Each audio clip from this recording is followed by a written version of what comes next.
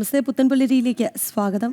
എന്തായാലും ഓണനാളുകളെല്ലാം കഴിഞ്ഞിരിക്കുകയാണ്. നമ്മൾ വീണ്ടും ഒരു വാർത്താ പ്രഭാതത്തിലേക്കാണ്. ഇന്ന് കൊല്ലവർഷം 1201 ചിങ്ങമാസം 25 രേവതി നക്ഷത്രം. 2025 സെപ്റ്റംബർ 10 ബുധൻ. രാഹുകാലം പരിശോധിച്ചാൽ ഉച്ചയ്ക്ക് 12:20 മുതൽ 1:51 വരെയാണ്.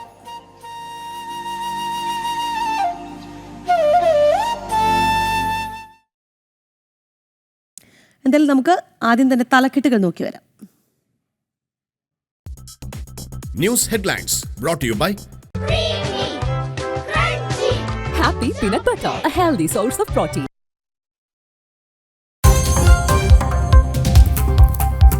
പ്രസിഡന്റും പ്രധാനമന്ത്രിയും സ്ഥാനമൊഴിഞ്ഞതോടെ രാഷ്ട്രീയ പ്രതിസന്ധിയിൽ നേപ്പാൾ. നിയന്ത്രണമേറ്റെടുത്ത സൈന്യം. കാഠ്മണ്ഡു അടക്കമുള്ള നഗരങ്ങളിൽ ജനജീവിതം സ്തംഭിച്ചു. ഭാരതത്തിന്റെ അതിർത്തികളിൽ സുരക്ഷ ശക്തം. അക്രമം ഹൃദയഭേദകമെന്ന് പ്രധാനമന്ത്രി നരേന്ദ്രമോദി.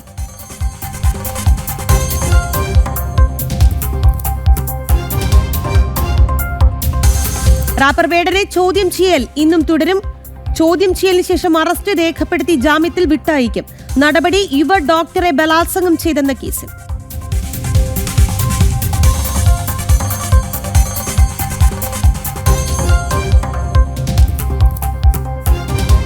ഫ്രാൻസിന്റെ പുതിയ പ്രധാനമന്ത്രിയായി സെബാസ്റ്റ്യൻ ലുക്കോർണുവിനെ നിയമിച്ച് ഫ്രഞ്ച് പ്രസിഡന്റ് ഇമ്മാനുവൽ മാക്രോൺ. പുതിയ നിയമനം ഫ്രോസ്വാ ബെയ്റു രാജിവെച്ച ഒഴിവിലേക്ക്.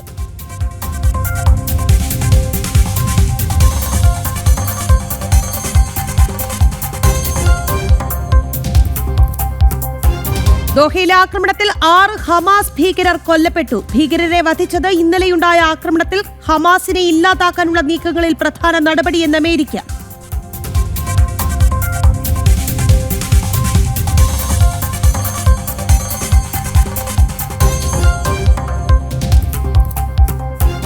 PGSI രതീഷിനെതിരെ വീണ്ടും മർദ്ദനാരോപണം. കള്ളക്കേസിൽ കുടുക്കി മർദ്ദിച്ചെന്ന് സർക്കാർ ജീവനക്കാരനായ അസർ. കസ്റ്റഡി മർദ്ദനങ്ങളുമായി ബന്ധപ്പെട്ട ഉന്നതതല യോഗം വിളിച്ച് DGP.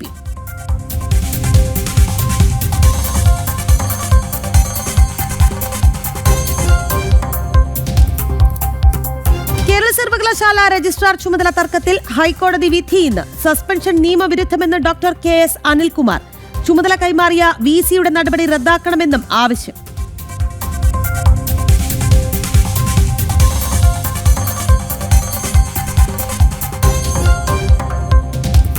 ആഗോള അയ്യപ്പ ഭക്ത സംഗമം ചോദ്യം ചെയ്തുള്ള ഹർജി ഹൈക്കോടതി വീണ്ടും പരിഗണിക്കും. സർക്കാരും തിരുവിതാംകൂർ ദേവസ്വം ബോർഡും ഹൈക്കോടതിയിൽ വിശദീകരണം നൽകും.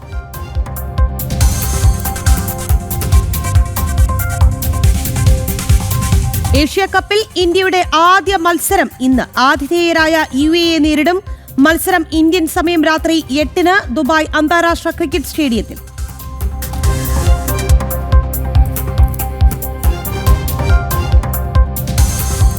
പുത്തൻപുലരി ആദ്യം പോകുന്നത് രാജ്യ തലസ്ഥാനത്തേക്കാണ്. രാജ്യത്തിന്റെ 15ാമത് ഉപരാഷ്ട്രപതിയായി NDA സ്ഥാനാർത്ഥി CP രാധാകൃഷ്ണൻ തെരഞ്ഞെടുക്കപ്പെട്ടു. 452 വോട്ടുകളോടെയായിരുന്നു ജയം.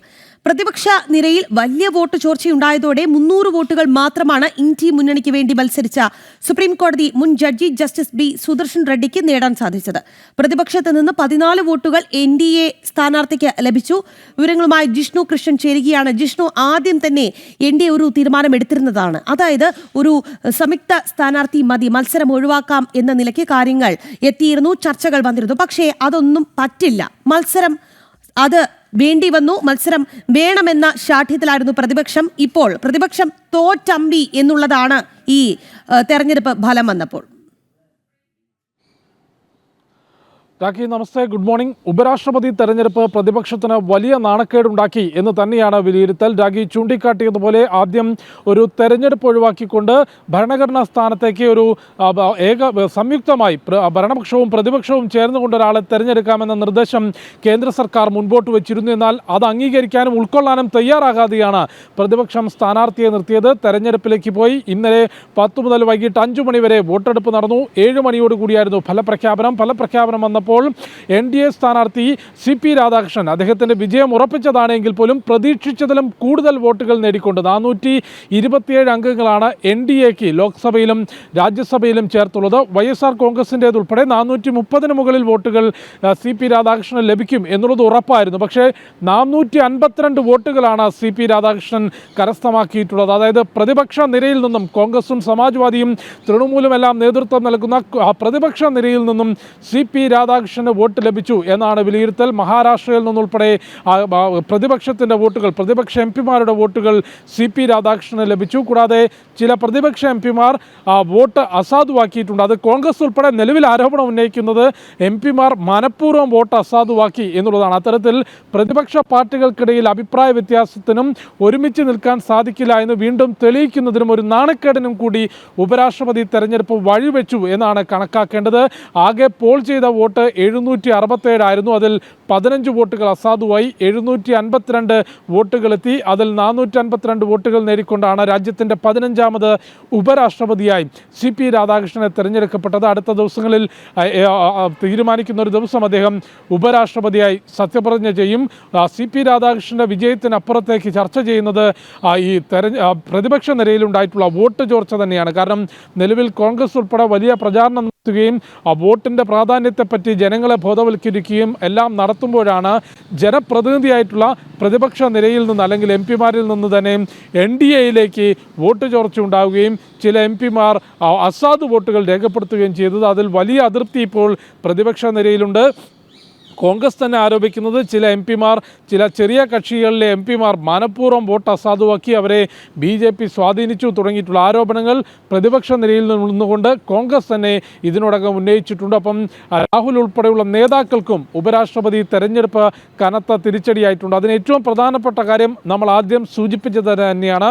ഒരു തെരഞ്ഞെടുപ്പ് ഒഴിവാക്കിക്കൊണ്ട് പ്രത്യയശാസ്ത്രത്തിനപ്പുറത്തേക്ക് ഭരണഘടനാ സ്ഥാനത്തേക്കാണ് ഉപരാഷ്ട്രപതി എന്നുള്ളത് ഭരണഘടനാ സ്ഥാനമാണ്. ആ സ്ഥാനത്തേക്ക് തെരഞ്ഞെടുപ്പ് ഒഴിവാക്കിക്കൊണ്ടൊരു ആളെ ഈ ഭരണപക്ഷവും പ്രതിപക്ഷവും ചേർന്നുകൊണ്ട് തെരഞ്ഞെടുക്കണമെന്ന നിർദ്ദേശമാണ് കേന്ദ്ര സർക്കാർ മുൻപോട്ട് വെച്ചത്. സമാനമായ നിർദ്ദേശം നേരത്തെ ഉപരാഷ്ട്രപതി തെരഞ്ഞെടുപ്പിൽ ദ്രൗപദി മുർമുവിനെ NDAയുടെ രാഷ്ട്രപതി സ്ഥാനാർത്ഥിയായി നിശ്ചയിച്ചപ്പോൾ ആ സമയത്തും കേന്ദ്ര സർക്കാർ മുൻപോട്ട് വെച്ചിരുന്നു. അതായത് രാഷ്ട്രപതി സ്ഥാനത്തേക്ക് തെരഞ്ഞെടുപ്പ് ഒഴിവാക്കണം, ഭരണപക്ഷവും പ്രതിപക്ഷവും ചേർന്നുകൊണ്ട് സ്ഥാനാർത്ഥിയെ വിജയിപ്പിക്കണമെന്ന ആവശ്യം കേന്ദ്ര സർക്കാർ മുൻപോട്ട് വെച്ചിരുന്നു. അന്നും അത് തള്ളുകയാണ് പ്രതിപക്ഷം ചെയ്തത്. ഇപ്പോൾ ഉപരാഷ്ട്രപതി തെരഞ്ഞെടുപ്പിലും കേന്ദ്ര സർക്കാരിന് ആ നിർദ്ദേശം തള്ളി. പക്ഷേ തെരഞ്ഞെടുപ്പിൽ വലിയ വോട്ട് ചോർച്ചയാണ് പ്രതിപക്ഷ മുന്നണിക്കുള്ളിൽ ഉണ്ടായിട്ടുള്ളത്.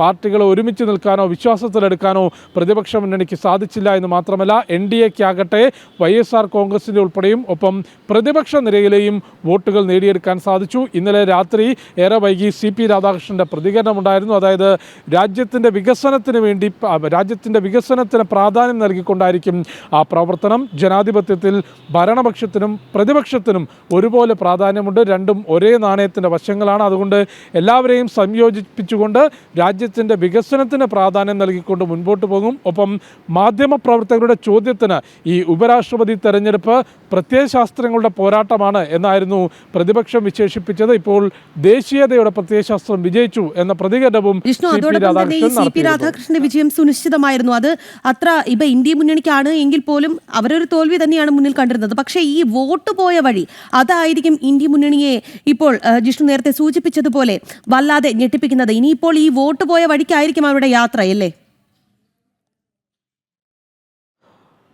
രാഖി, പ്രതിപക്ഷ മുന്നണി ഇന്ത്യ മുന്നണിയുടെ സ്ഥാനാർത്ഥി തോൽവി ഉറപ്പിച്ചതാണ്. CP രാധാകൃഷ്ണന്റെ വിജയം ഉറപ്പിച്ചതായിരുന്നു. പക്ഷേ കഴിഞ്ഞ ദിവസങ്ങളിൽ പ്രതിപക്ഷ നേതാക്കളുടെ പ്രതികരണങ്ങൾ നമ്മളൊന്ന് പരിശോധിക്കേണ്ടതാണ്. അവരെല്ലാം ചൂണ്ടിക്കാട്ടിയത് പ്രതിപക്ഷത്തിന് 315 MP-മാർ ലോക്സഭയിലും രാജ്യസഭയിലുമുണ്ട്.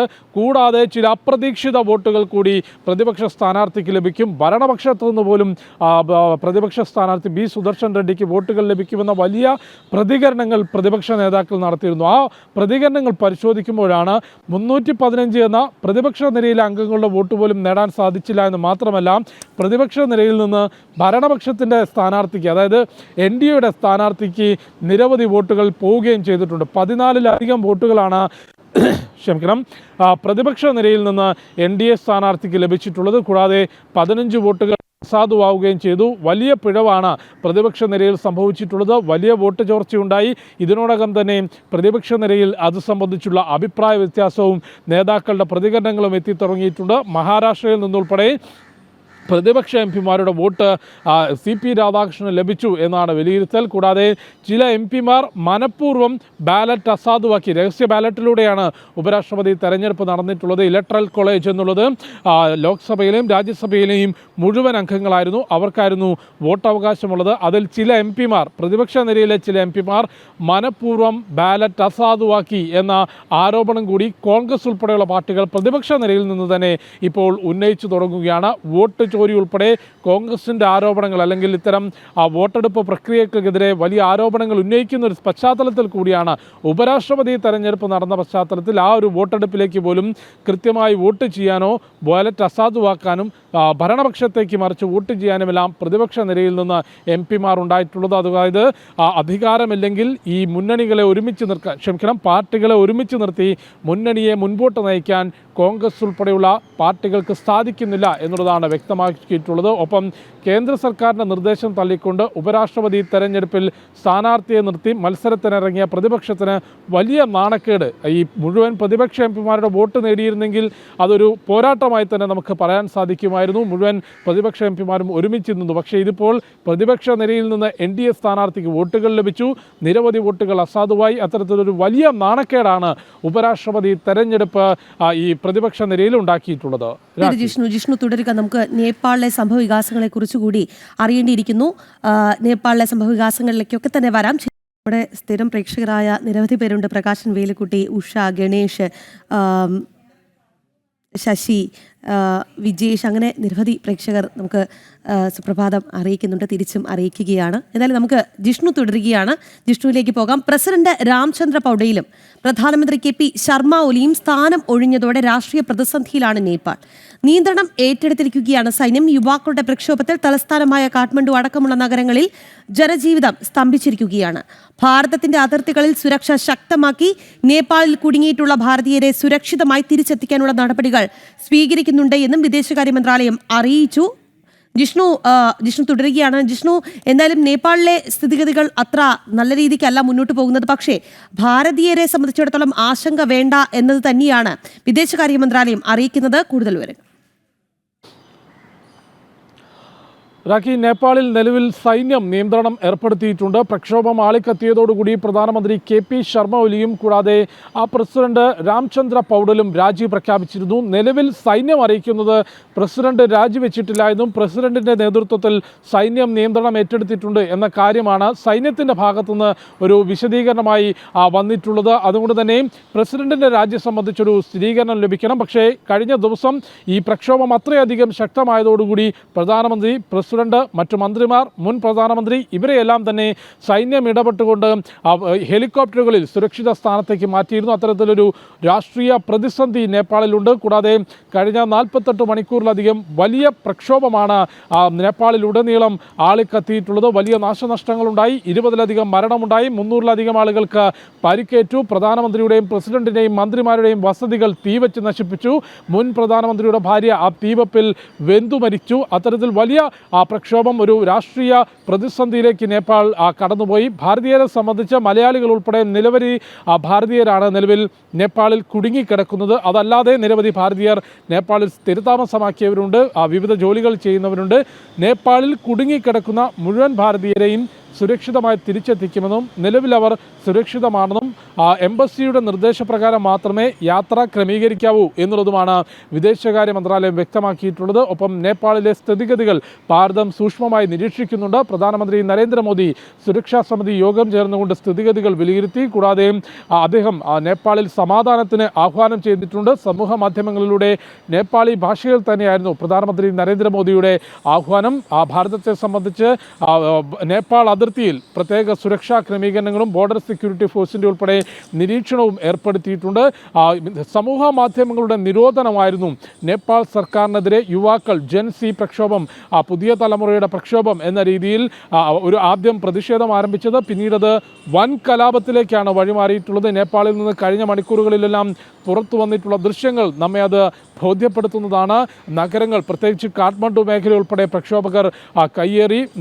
മുനിസിപ്പൽ കെട്ടിടം, പാർലമെൻറ്റ്, സുപ്രീം കോടതി, അത്തരത്തിലെല്ലാ ഭരണസ്ഥിര കേന്ദ്രങ്ങളിലേക്കും ഭരണഘടനാ സ്ഥാപനങ്ങളിലേക്കും പ്രക്ഷോഭകരെത്തുകയും അവിടെ അടിച്ചു തകർക്കുകയും തീവെക്കുകയും ചെയ്തിട്ടുണ്ട്. അത്തരത്തിലൊരു വലിയ പ്രതിസന്ധിയിലേക്കാണ് കഴിഞ്ഞ മണിക്കൂറുകളിൽ നേപ്പാൾ കടന്നുപോയിട്ടുള്ളത്. അതേ തുടർന്നാണ് ആ പ്രക്ഷോഭങ്ങൾക്ക് മുൻപിൽ പിടിച്ചു നിൽക്കാൻ സാധിക്കാതെയാണ് പ്രധാനമന്ത്രി KP ശർമ്മ ഒലി രാജി പ്രഖ്യാപിച്ചത്. പിറകെ തന്നെ പ്രസിഡന്റ് രാംചന്ദ്ര പൗഡലും രാജി പ്രഖ്യാപിച്ചിരുന്നു. പക്ഷേ നിലവിൽ സൈന്യം അവകാശപ്പെടുന്നത്, നേപ്പാളിലെ സൈന്യം അവകാശപ്പെടുന്നത് പ്രസിഡന്റ് രാജിവെച്ചിട്ടില്ല എന്നും പ്രസിഡന്റിന്റെ നേതൃത്വത്തിൽ സൈന്യം ഇടപെടലുകൾ നടത്തുന്നു എന്ന അവകാശവാദമാണ് സൈന്യം ഉന്നയിച്ചിട്ടുള്ളത്. ഒപ്പം പ്രക്ഷോഭകരോട് ശാന്തരാകുവാനും ഇത്തരം പ്രതിഷേധ പരിപാടികൾ അവസാനിപ്പിക്കാനും നിലവിൽ സൈന്യം ആഹ്വാനം ചെയ്തിട്ടുണ്ട്. കൂടാതെ കൂടുതൽ സുരക്ഷാ ക്രമീകരണങ്ങൾ കാഠ്മണ്ഡു ഉൾപ്പെടെയുള്ള നഗരങ്ങളിലേക്ക് സൈന്യം ഏർപ്പെടുത്തി. നേപ്പാളിൽ രാഷ്ട്രീയ പ്രതിസന്ധി അതിരൂക്ഷമായി തുടരുകയാണ്. പക്ഷേ അവിടുത്തെ സ്ഥിതിഗതികൾ ഭാരതം സസൂക്ഷ്മം നിരീക്ഷിക്കുന്നുണ്ട്. ഭാരതീയരെ എത്രയും പെട്ടെന്ന് സുരക്ഷിതമായി തിരിച്ചെത്തിക്കാനുള്ള നടപടികളാണ് വിദേശകാര്യ മന്ത്രാലയം സ്വീകരിച്ച് വരുന്നത്. ജിഷ്ണു കൃഷ്ണനാണ് വാർത്തയുടെ വിശദാംശങ്ങൾ നൽകിയത്.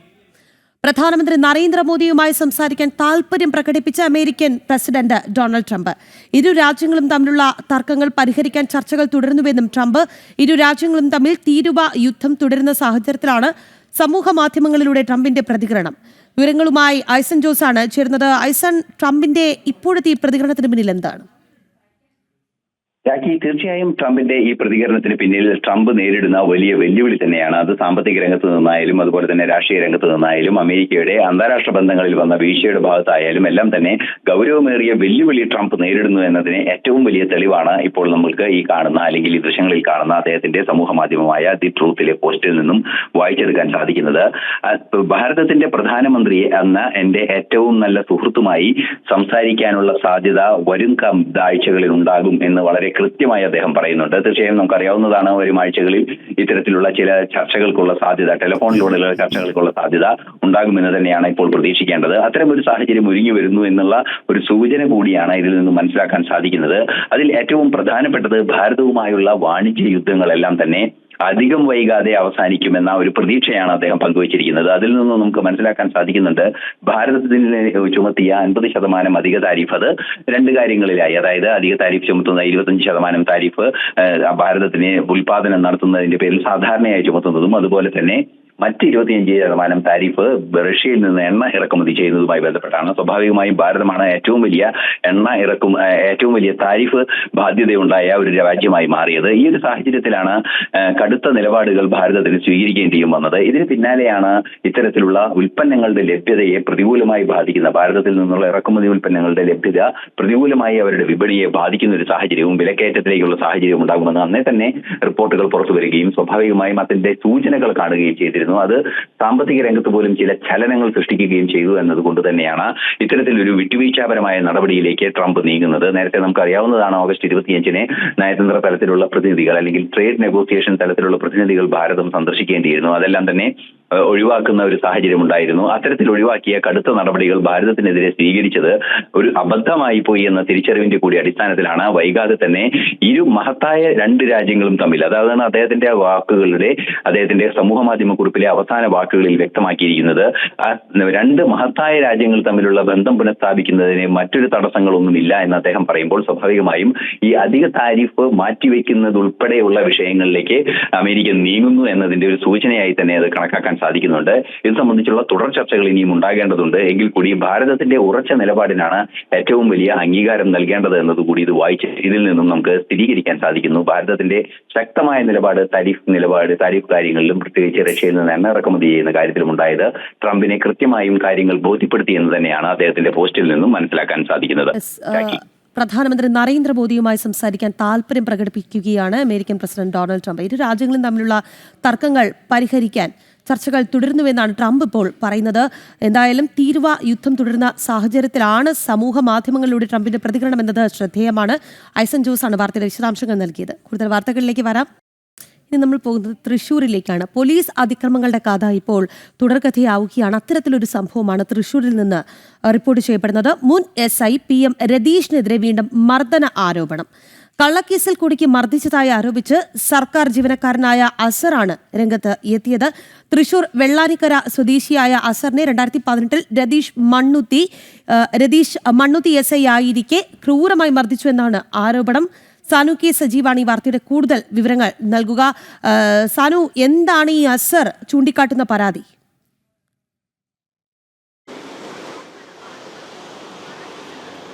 രാഖി, എന്തായാലും സാധാരണ ജനങ്ങൾക്ക് മാത്രമല്ല സർക്കാർ ഉദ്യോഗസ്ഥർക്കും ഈ പോലീസുകാരുടെ ക്രൂരമർദ്ദനത്തിന് ഇരയാവുന്നു, പോലീസുകാരെ കൊണ്ട് പൊറുതിമുട്ടിയിരിക്കുന്നു എന്നുള്ളതാണ് ഈ ഹസ്കറിന്റെ വെളിപ്പെടുത്തലിലൂടെ പുറത്തു വരുന്നത്. 2018 നവംബർ 7-നാണ് ഈ സംഭവം നടക്കുന്നത്. ഹസ്കർ പബ്ലിക് പ്രോസിക്യൂട്ടർ ഓഫീസിലെ ക്ലർക്കായിട്ട് ജോലി ചെയ്യുന്ന സമയത്ത് അയൽവാസിയുമായിട്ട് അതിര് തർക്കമുണ്ടാകുന്നു. ഈ തർക്കവുമായി ബന്ധപ്പെട്ട് പോലീസ് സ്റ്റേഷനിലേക്ക് പരാതി ചെല്ലുന്നു. തുടർന്ന് ഇതിനെക്കുറിച്ച് അറിയുന്നതിന് വേണ്ടി, ചോദിച്ചറിയുന്നതിന് വേണ്ടി പോലീസ് സ്റ്റേഷനിലേക്ക് ഇദ്ദേഹത്തെ വിളിച്ചു വരുത്തുന്നു. ഈ വിളിച്ചു വരുത്തുന്ന സമയത്തും ഇദ്ദേഹം സർക്കാർ ഉദ്യോഗസ്ഥനാണെന്നും ഗവൺമെന്റ് സർവീസ് ജോലി ചെയ്യുന്ന ആളാണെന്നും ഒക്കെ കൃത്യമായിട്ട് ഈ SI ആയിരുന്ന രതീഷിന് അറിവുള്ളതാണ്. രതീഷിന് ഈ വിവരം കൃത്യമായിട്ട് അറിയുന്നതുമാണ്. PG സ്റ്റേഷനിൽ SI ആയിട്ട് ജോലി ചെയ്യുകയാണ്.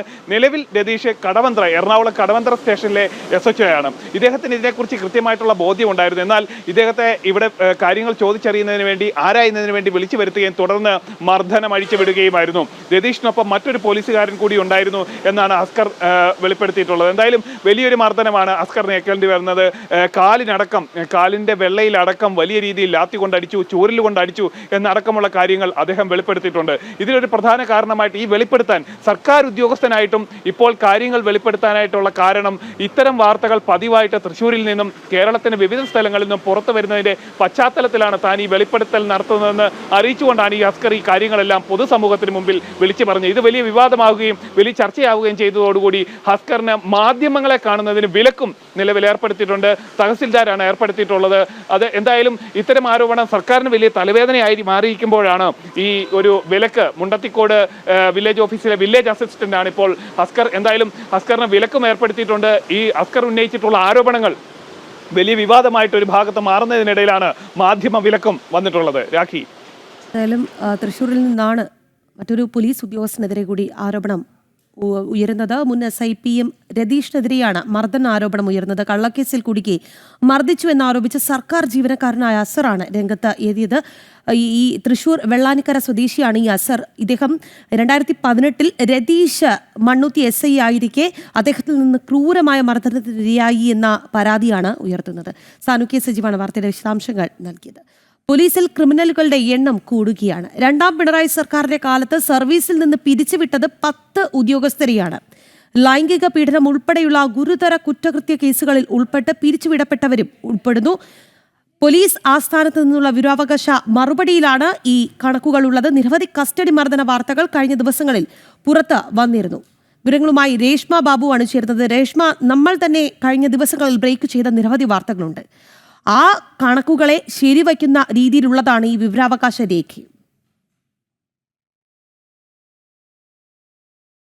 രേഷ്മ ബാബുവാണ് വാർത്തയുടെ വിശദാംശങ്ങൾ നൽകുക. രേഷ്മ, പോലീസിൽ ക്രിമിനലുകളുടെ എണ്ണം കൂടുന്നു എന്നുള്ളത് കഴിഞ്ഞ കുറച്ച് ദിവസങ്ങളായി പുറത്ത് വന്നുകൊണ്ടിരിക്കുന്ന, നമ്മൾ ഇതിനു മുൻപും നൽകിയ വാർത്ത സ്ഥിരീകരിക്കുന്നതാണ്. എന്തായാലും ആ വാർത്തകളെല്ലാം ശരിവെച്ചുകൊണ്ടുള്ള വിവരാവകാശ രേഖയുമാണ് പുറത്ത് വരുന്നത്. ഈ രണ്ടാം പിണറായി സർക്കാരിന്റെ കാലത്ത് മാത്രമുള്ള കണക്കുകൾ പരിശോധിച്ചാൽ സർവീസിൽ നിന്ന് 10 ഉദ്യോഗസ്ഥരെ പിരിച്ചുവിട്ടിട്ടുണ്ട്. ലൈംഗിക പീഡനം ഉൾപ്പെടെയുള്ള ഗുരുതരമായ കുറ്റകൃത്യ കേസുകളിൽ ഉൾപ്പെട്ടവരെ അടക്കമാണ് പിരിച്ചുവിട്ടത് എന്നുള്ളതാണ്.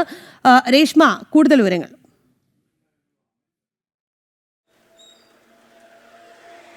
രാഖി, സ്ത്രീ പീഡനം പോലെയുള്ള ഗുരുതരമായിട്ടുള്ള കുറ്റകൃത്യ കേസുകൾ ഉൾപ്പെട്ട 10ഓളം ഈ പോലീസ് ഉദ്യോഗസ്ഥർ, ഉന്നത ഉദ്യോഗസ്ഥർ അടങ്ങുന്ന പോലീസുകാരെയാണ് പിരിച്ചുവിട്ടിരിക്കുന്നത്. രണ്ടാം പിണറായി സർക്കാരിൻ്റെ കാലത്താണ് 10 ഉദ്യോഗസ്ഥരെ പിരിച്ചുവിട്ടതായിട്ടുള്ള വിവരാവകാശ രേഖയ്ക്ക് അതുമായി ബന്ധപ്പെട്ടുള്ള കാര്യങ്ങളിൽ വ്യക്തമാക്കിയിട്ടുള്ളത്.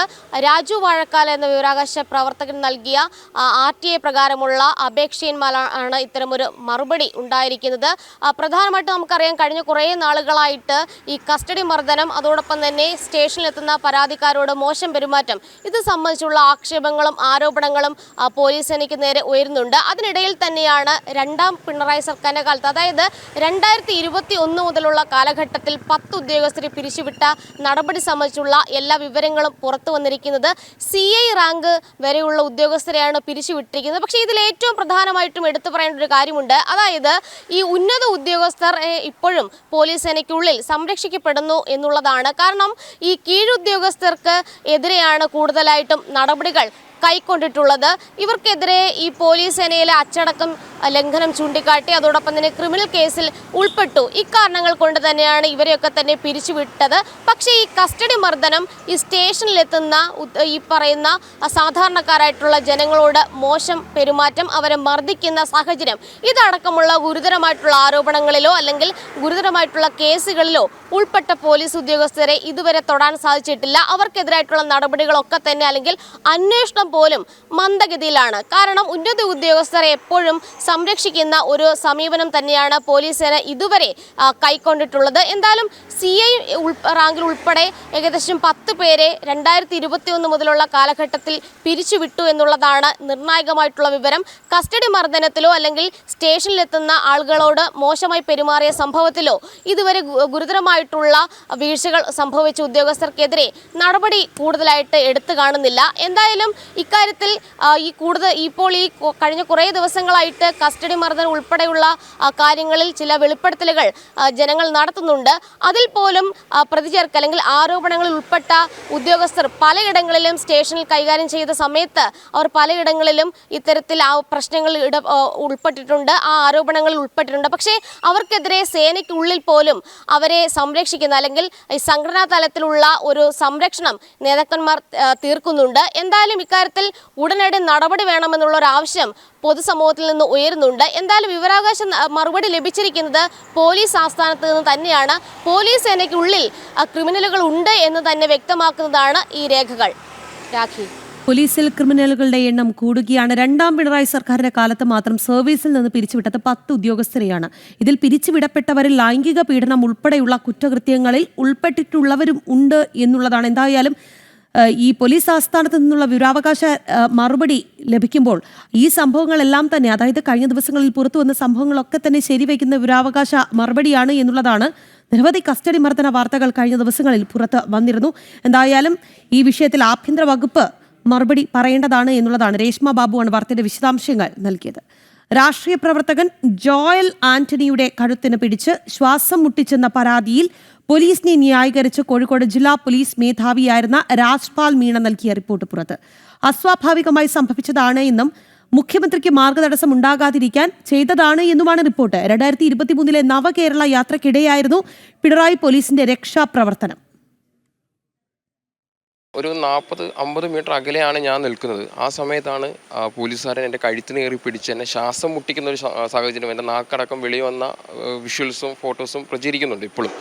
കാര്യം നമ്മൾ വാഹനത്തിന് അടുത്തെത്തിയിട്ടില്ല, മുഖ്യമന്ത്രിയുടെ വാഹനം പാസ്സായി കഴിഞ്ഞു. അന്നേരപ്പോഴാണ് ഇദ്ദേഹം കഴുത്തിന് പിടിച്ച് ശ്വാസം മുട്ടിക്കുന്ന ഒരു സാഹചര്യം ഉണ്ടായത്. അദ്ദേഹം വിടാൻ തയ്യാറായില്ല. മറ്റൊരു പോലീസുകാരൻ വന്ന് അദ്ദേഹത്തിൻ്റെ കൈ പിടിച്ച് മാറ്റുമ്പോഴാണ് വിടുന്നത്. കോഴിക്കോട് DCP ആയിരുന്ന K. ബൈജു സാറാണ് എൻ്റെ കഴുത്തിന് പിടിച്ച് ശ്വാസം മുട്ടിച്ചൊരു സാഹചര്യം ഉണ്ടായിരുന്നത്. അപ്പോൾ എനിക്ക് എങ്ങോട്ടേക്ക് ഓടിപ്പോകാൻ പറ്റില്ല. എൻ്റെ ചുറ്റിനും പോലീസുകാരുണ്ടായിരുന്നു. എൻ്റെ കൈയും കാലും എല്ലാം പോലീസുകാരാണ് വെച്ചാൽ എന്നെ ഫുള്ള് പോലീസുകാരുടെ കയ്യിലായിരുന്നു. ഹാങ് ചെയ്തിട്ടേക്കുമായിരുന്നു. ഒരു ഷർട്ടൊക്കെ നമ്മൾ ഹാങ് ചെയ്തിരുന്ന പോലെ എന്നെ ഹാങ് ചെയ്തിട്ടേക്കുമായിരുന്നു. വാഹനം പാസ് ചെയ്ത് കുറേ നേരം എന്നെ അങ്ങനെ ചെയ്തു. അത്രയും ക്യാമറകളും ഒരു പൊതു സ്ഥലത്ത് വെച്ച് അദ്ദേഹം ഇത്തരത്തിൽ കാണിച്ചിട്ടുണ്ടെങ്കിൽ ഒരു സാധാരണക്കാരനെ ഒരു ക്യാമറ പോലും ഇല്ലാത്ത സ്ഥലത്തിൽ ഇത്തരത്തിലുള്ള പോലീസുകാർ ഏത് രീതിയിലായിരിക്കും പെരുമാറുക എന്ന് ഒരു സംശയമുണ്ട്.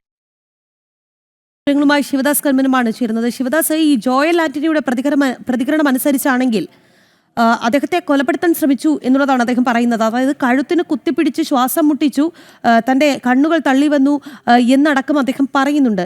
ഈ ഒരു ഗുരുതരമായ സംഭവത്തെയാണ് പോലീസ് ന്യായീകരിക്കുന്നത്. അതായത് കോഴിക്കോട് ജില്ലാ പോലീസ് മേധാവിയായിരുന്ന രാജ്പാൽ മീണ പറയുന്നത് അതൊരു അസ്വാഭാവിക സംഭവമാണ് എന്ന്. എങ്ങനെയാണ് കൂടുതൽ വിവരങ്ങൾ? രാഖി, 2023 നവംബർ മാസത്തിലാണ് ഇത്തരത്തിൽ ഒരു സംഭവം ഉണ്ടായത്. അന്ന് മുഖ്യമന്ത്രിയുടെ നവകേരള സദസ്സ് കോഴിക്കോട് ജില്ലയിൽ നടന്നിരുന്നു. 4 നിയമസഭാ മണ്ഡലങ്ങളിലായിരുന്നു ഒരുമിച്ചുള്ള നവകേരള സദസ്സ് നടന്നിരുന്നത്. ഈ സമയത്ത് മുഖ്യമന്ത്രി കോഴിക്കോട് എരഞ്ഞിപ്പാലത്തുള്ള ഒരു സ്വകാര്യ ഹോട്ടലിൽ വെച്ച് ചില പ്രധാനപ്പെട്ട വ്യക്തികളെ കാണുന്നതിന് വേണ്ടി എത്തിയിരുന്നു. ഈ സമയത്താണ് ജോയൽ ആന്റണിയും സംഘവും ഇതുവഴി വന്നത്. മുഖ്യമന്ത്രിക്ക് കരിങ്കൊടി കാണിക്കുക എന്നുള്ളതായിരുന്നു ഇവരുടെ ലക്ഷ്യം. ഈ സമയത്ത് മുഖ്യമന്ത്രി കടന്നുപോയ ശേഷവും ഇവരെ പോലീസുകാർ ഉപദ്രവിച്ചു. ഉപദ്രവിക്കുകയായിരുന്നു, അതായത് മർദ്ദിക്കുകയും അതോടൊപ്പം തന്നെ കഴുത്തിന് പിടിച്ച ഏറെ നേരം ശ്വാസം മുട്ടിക്കുകയും ചെയ്തു എന്നുള്ളതാണ് ജോയൽ ആന്റണി പറയുന്നത്. DCP കൂടിയായിരുന്ന വ്യക്തിയാണ് ഇത്തരത്തിലുള്ള ഒരു ഉപദ്രവം നടത്തിയിരിക്കുന്നത്.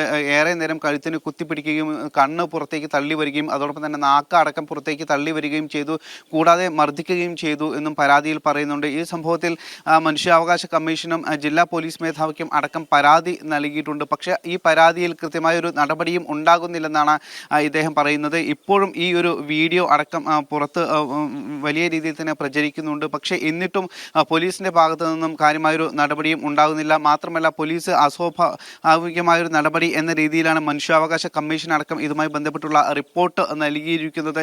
ഇത് അസ്വാഭാവികമായൊരു നടപടി മാത്രമാണ്. ആ സമയത്ത് പോലീസിന് അത്തരത്തിലുള്ള നടപടി കൈക്കൊള്ളേണ്ടത് ആവശ്യമായിരുന്നു. കാരണം മുഖ്യമന്ത്രി ആ സമയത്ത് അതുവഴി പാസ് ചെയ്തിരുന്നു. ഈ സമയത്ത് കരിങ്കൊടി കാണിച്ചു അല്ലെങ്കിൽ മുഖ്യമന്ത്രിയുടെ വാഹനം തടയുകയായിരുന്നുവെങ്കിൽ മറ്റുള്ള വാഹനമെല്ലാം തന്നെ കൂട്ടി ഇടിക്കുമായിരുന്നു. അത് വലിയൊരു അപകടം ഉണ്ടാക്കാനുള്ള ഒരു സാഹചര്യം ഉണ്ടാകുമായിരുന്നു എന്നുള്ള കാര്യമാണ് ഈ റിപ്പോർട്ടിൽ പോലീസ് നൽകിയിരിക്കുന്നത്. മനുഷ്യാവകാശ കമ്മീഷൻ അടക്കം നൽകിയിരിക്കുന്ന റിപ്പോർട്ടിൽ നൽകിയിരിക്കുന്നത്. ഇങ്ങനെ വലിയ രീതിയിലുള്ള ഒരു ഉപദ്രവം പോലീസിൻ്റെ ഭാഗത്തു നിന്നും ഉണ്ടായിരുന്നു. പക്ഷേ പോലീസിൻ്റെ റിപ്പോർട്ട് അത് ലഘൂകരിക്കുന്ന തരത്തിലുള്ള റിപ്പോർട്ടാണ്. ഇപ്പോഴും പോലീസിൻ്റെ ഇത്തരത്തിലുള്ള പ്രവർത്തനങ്ങൾ തുടരുകയാണ്. അതിൻ്റെ ഏറ്റവും ഒടുവിലുള്ള അല്ലെങ്കിൽ ഇത്തരത്തിലുള്ള ഒരു പുതിയ വാർത്തകൾ തന്നെയാണ് ഇപ്പോഴും പുറത്തു വന്നുകൊണ്ടിരിക്കുന്നത്. രാഖി, എന്തായാലും മുഖ്യമന്ത്രിക്ക് മാർഗ തടസ്സം ഉണ്ടാക്കിയപ്പോൾ നടത്തിയ രക്ഷാപ്രവർത്തനത്തിന്റെ ദൃശ്യങ്ങൾ നമ്മൾ കണ്ടതാണ്. ഇപ്പോൾ വളരെ അന്നും ലഘൂകരിച്ചിരുന്നു സംഭവത്തെ. ഇപ്പോൾ ആ സംഭവത്തിന്റെ ദൃശ്യങ്ങൾ കാണുമ്പോൾ ആ സംഭവങ്ങളെല്ലാം നമ്മൾ ഓർത്തു പോവുകയാണ്. എന്തായാലും അവർക്കതൊരു രക്ഷാപ്രവർത്തനം മാത്രമാണ്, മറ്റുള്ളവർക്ക് ജീവനും കയ്യിൽ പിടിച്ചു നിൽക്കേണ്ട അവസ്ഥയാണ്. എന്തായാലും നമ്മൾ തിരുവനന്തപുരത്തേക്കാണ്. അവിടെ ശാലിനി വെയിറ്റ് ചെയ്യുന്നുണ്ട്. കസ്റ്റഡി മർദ്ദനങ്ങളുമായി ബന്ധപ്പെട്ട വിവാദങ്ങളുടെ പശ്ചാത്തലത്തിൽ ഉന്നതതല യോഗം വിളിച്ച് DGP. പോലീസ് മർദ്ദനങ്ങളുമായി ബന്ധപ്പെട്ട വാർത്തകൾ സേനയുടെ പ്രവർത്തനങ്ങളെ ബാധിക്കുന്ന പശ്ചാത്തലത്തിലാണ് ഇടപെടൽ ഉണ്ടായിരിക്കുന്നത്. അതേസമയം വിഷയത്തിൽ മുഖ്യമന്ത്രി ഇതുവരെ പ്രതികരിച്ചിട്ടുമില്ല. വിവരങ്ങളുമായി ശാലിനിയാണ് ചേരുന്നത്. ശാലിനി, എന്തായാലും ഉന്നതതല യോഗം വിളിച്ചു. അതെപ്പോഴാണ് ആ യോഗം? ഈ കസ്റ്റഡി മർദ്ദനങ്ങളുമായി ബന്ധപ്പെട്ടിട്ടുള്ള വാർത്തകളുടെ ഒരു വലിയൊരു ഒഴുക്കാണ് നമ്മൾ കണ്ടുകൊണ്ടിരിക്കുന്നത്. എങ്ങനെയാണ് വിവരങ്ങൾ?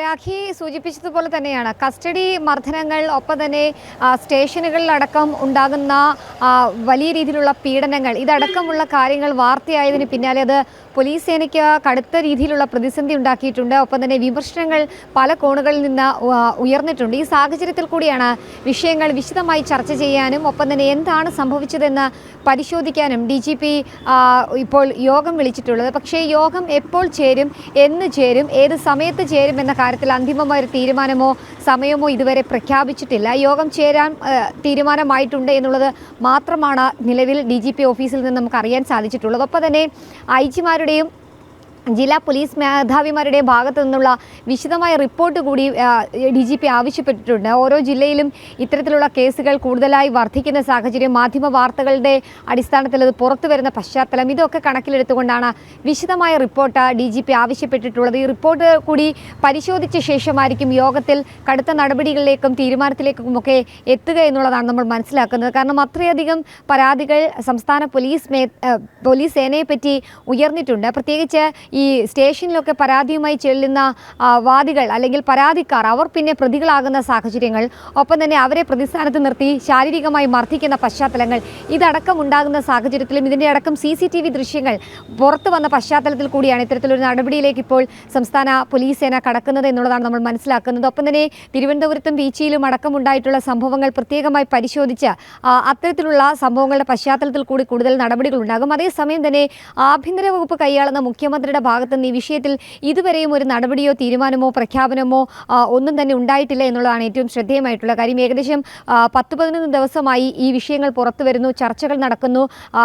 പോലീസ് സേനയെ വലിയ രീതിയിലുള്ള വിമർശനങ്ങൾ കോൺഗ്രസ് അടക്കമുള്ള പാർട്ടികൾ ഉന്നയിക്കുന്ന സാഹചര്യങ്ങൾ, BJP അടക്കമുള്ളവർ വിമർശനം ഉന്നയിച്ച് ഒരു ഭാഗത്ത് നിലകൊള്ളുമ്പോൾ 8-ലധികം ഫേസ്ബുക്ക് പോസ്റ്റുകളുമായി മുഖ്യമന്ത്രി രംഗത്ത് വന്നിട്ടുണ്ട്. അവിടെ ഒരിടത്ത് പോലും എന്താണ് സംഭവിച്ചതെന്നോ അല്ലെങ്കിൽ ഏത് തരത്തിലുള്ള കാര്യങ്ങളാണ് സംഭവിച്ചതെന്നോ അല്ലെങ്കിൽ നടപടി എടുക്കുമെന്നോ എന്നുള്ള രീതിയിലുള്ള ഒരു പ്രതികരണവും മുഖ്യമന്ത്രിയുടെ ഭാഗത്തുനിന്നുണ്ടായിട്ടില്ല. തിരുവനന്തപുരത്ത് കനകക്കുന്നിലുണ്ടായ ഓണാഘോഷത്തിൻ്റെ അടക്കമുള്ള പരിപാടികളുടെ ചിത്രങ്ങളും അടക്കമുള്ള കാര്യങ്ങൾ അദ്ദേഹം സോഷ്യൽ മീഡിയയിലൂടെ പറയുന്നു, ഓണാശംസകൾ അറിയിച്ചു. പക്ഷേ ഇത്തരത്തിലൊരു ഗുരുതരമായ പ്രശ്നം തൻ്റെ വകുപ്പ് നേരിടേണ്ടി വന്നിട്ടും അത്തരത്തിൽ തൻ്റെ വകുപ്പിൽ പ്രശ്നങ്ങളുണ്ട് എന്നുള്ള റിപ്പോർട്ടുകളും CCTV ദൃശ്യങ്ങളും പുറത്തു വന്നിട്ടും അതിലൊരു പ്രതികരണം മുഖ്യമന്ത്രി നടത്തിയിട്ടില്ല. അതിനെതിരെ കടുത്ത പ്രതിഷേധത്തിലേക്ക് കോൺഗ്രസും BJPയും കടക്കുകയാണ്. ഇന്നടക്കം തിരുവനന്തപുരം അടക്കം പ്രതിഷേധം കോൺഗ്രസ് നടത്തുന്നുണ്ട്. എന്തായാലും വലിയ രീതിയിലുള്ള വിമർശനമാണ് ആഭ്യന്തര വകുപ്പിനെതിരെ ഉണ്ടാകുന്നത്. DGP ഈ സാഹചര്യത്തിലാണ് യോഗം വിളിച്ചിട്ടുള്ളത്. ആ യോഗത്തിൽ ഇനി മുഖ്യമന്ത്രി അടക്കമുള്ളവർ പങ്കെടുക്കുമോ, അത് ഏത് തരത്തിലുള്ള തീരുമാനങ്ങളും നടപടികളുമാകും സേനയ്ക്കെതിരെ ഉണ്ടായിട്ടുള്ള ഈ അപമാനം മറയ്ക്കാൻ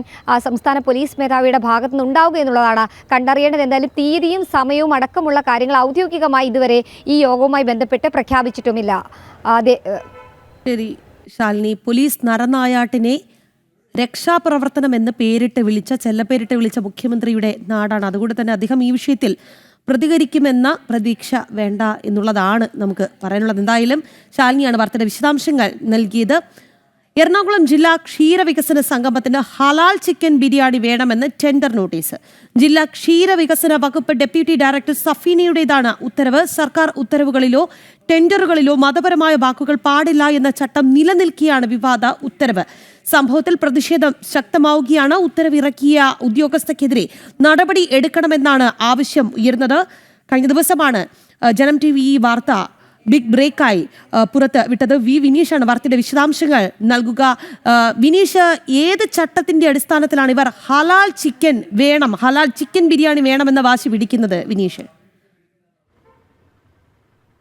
രാഹി, ഹലാൽ ചിക്കൻ ബിരിയാണി മാത്രമല്ല, ഹലാൽ ചിക്കൻ 65 വേണമെന്നാണ് ആ ടെൻഡർ നോട്ടീസിൽ വ്യക്തമാക്കിയിരിക്കുന്നത് എന്നതാണ് പ്രധാനപ്പെട്ട കാര്യം. നമുക്കറിയാം, ഒക്ടോബർ 3, 4 തീയതികളിൽ നടക്കാൻ പോകുന്ന എറണാകുളം ജില്ലാ ക്ഷീരവികസന സംഗമത്തിലാണ് ഈ ഹലാൽ ചിക്കൻ ബിരിയാണിയും ഹലാൽ 65 വേണമെന്ന ഒരു ഉത്തരവ് ക്ഷീരവികസന ഡെപ്യൂട്ടി ഡയറക്ടറായിരിക്കുന്ന സഫീന പുറത്തിറക്കിയിരിക്കുന്നത്.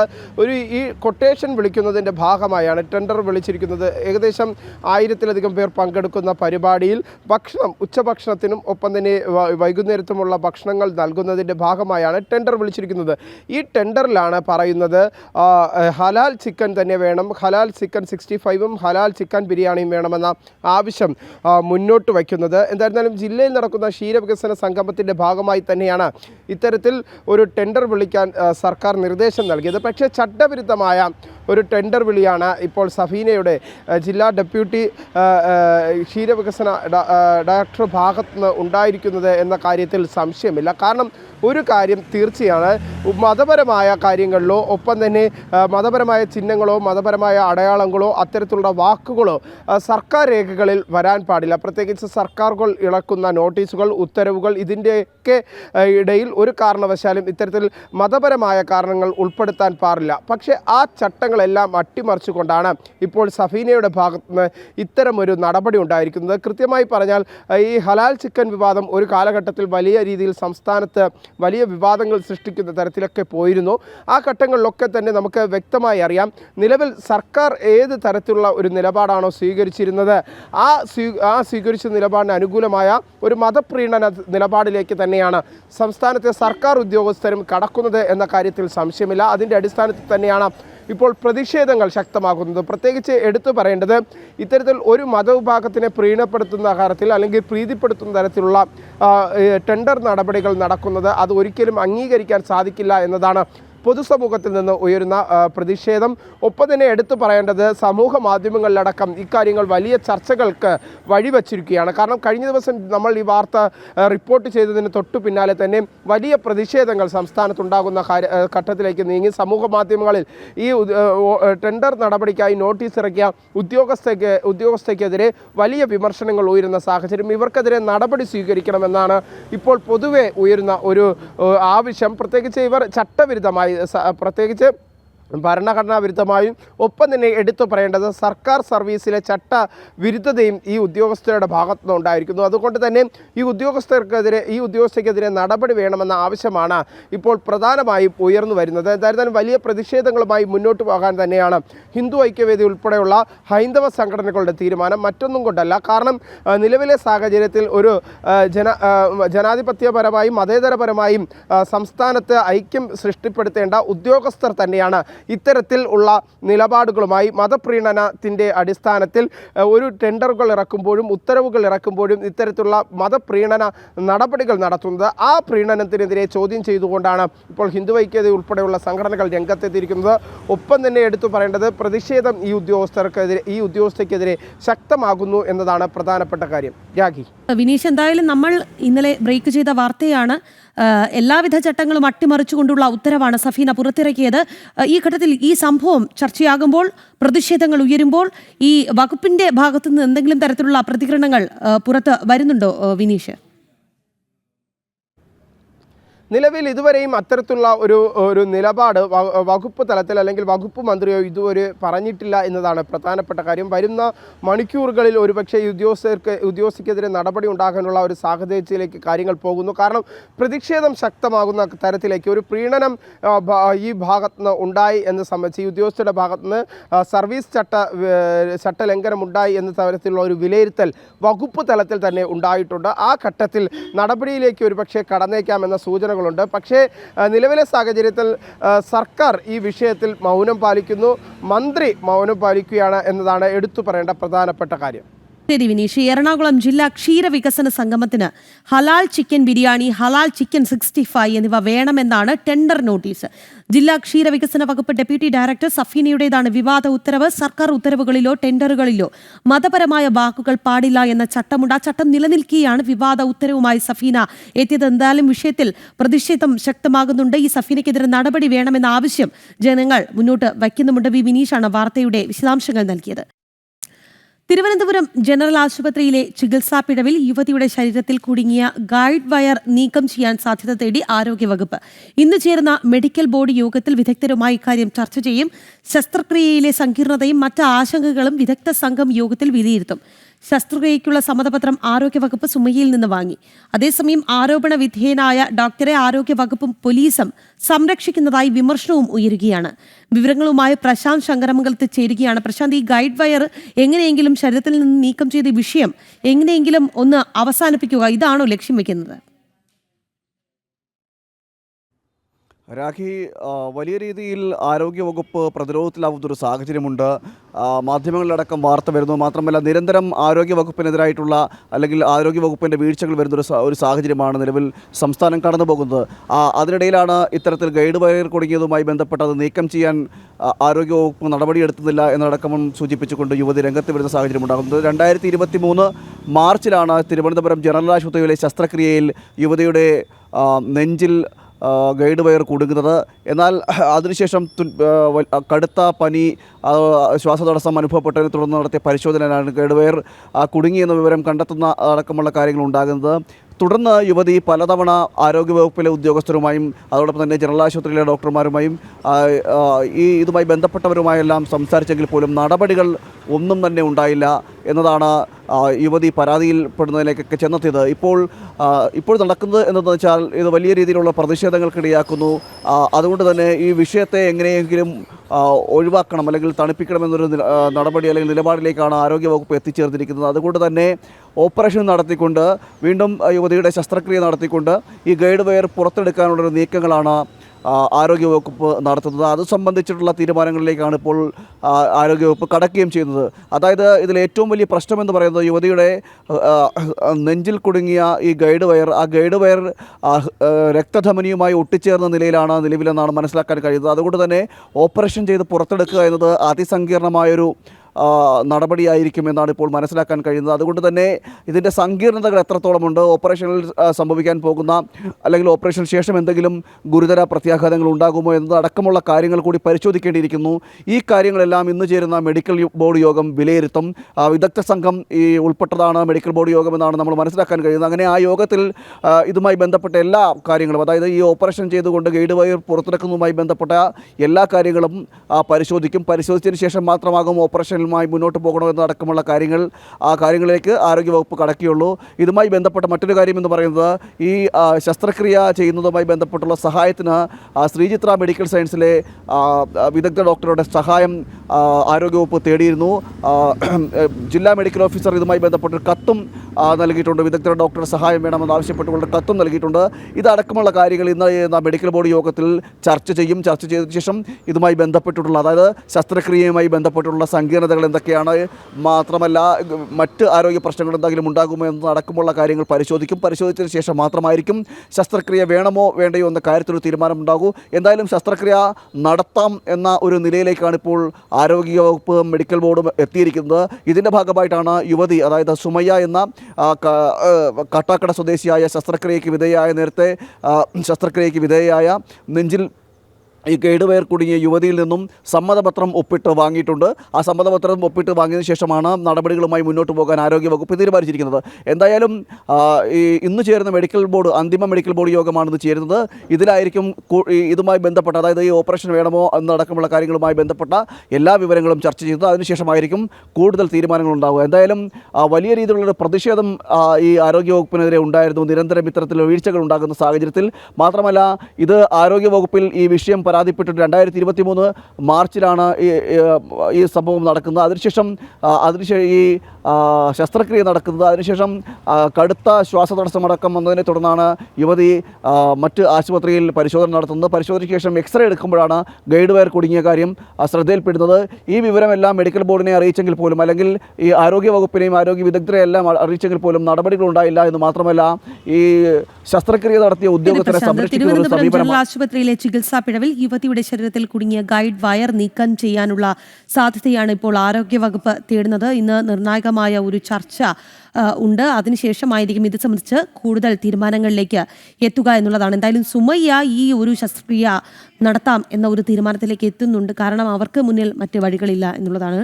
പ്രശാന്ത് ശങ്കർമംഗലത്താണ് വാർത്തയുടെ വിശദാംശങ്ങൾ തിരുവനന്തപുരത്ത് നിന്ന് നൽകിയത്. നേപ്പാളിലെ സംഘർഷത്തോടെ ജെൻസി തലമുറയെക്കുറിച്ചുള്ള ചർച്ചകൾ സോഷ്യൽ മീഡിയയിൽ നിറയ്ക്കുകയാണ്. അറബ് നാടുകളിലെ ഏകാധിപത്യത്തെ പിടിച്ചുകുലുക്കിയ മുല്ലപ്പൂ വിപ്ലവത്തിനും ബംഗ്ലാദേശിൽ ഷെയ്ഖ് ഹസീന സർക്കാരിനെ അട്ടിമറിച്ച വിദ്യാർത്ഥി കലാപത്തിനും ശേഷം ഇത്രയും ശക്തമായ പ്രതിഷേധങ്ങൾക്ക് ലോകം സാക്ഷ്യം വഹിക്കുന്നത് ആദ്യമാണ്. ആരാണ് ജെൻസി?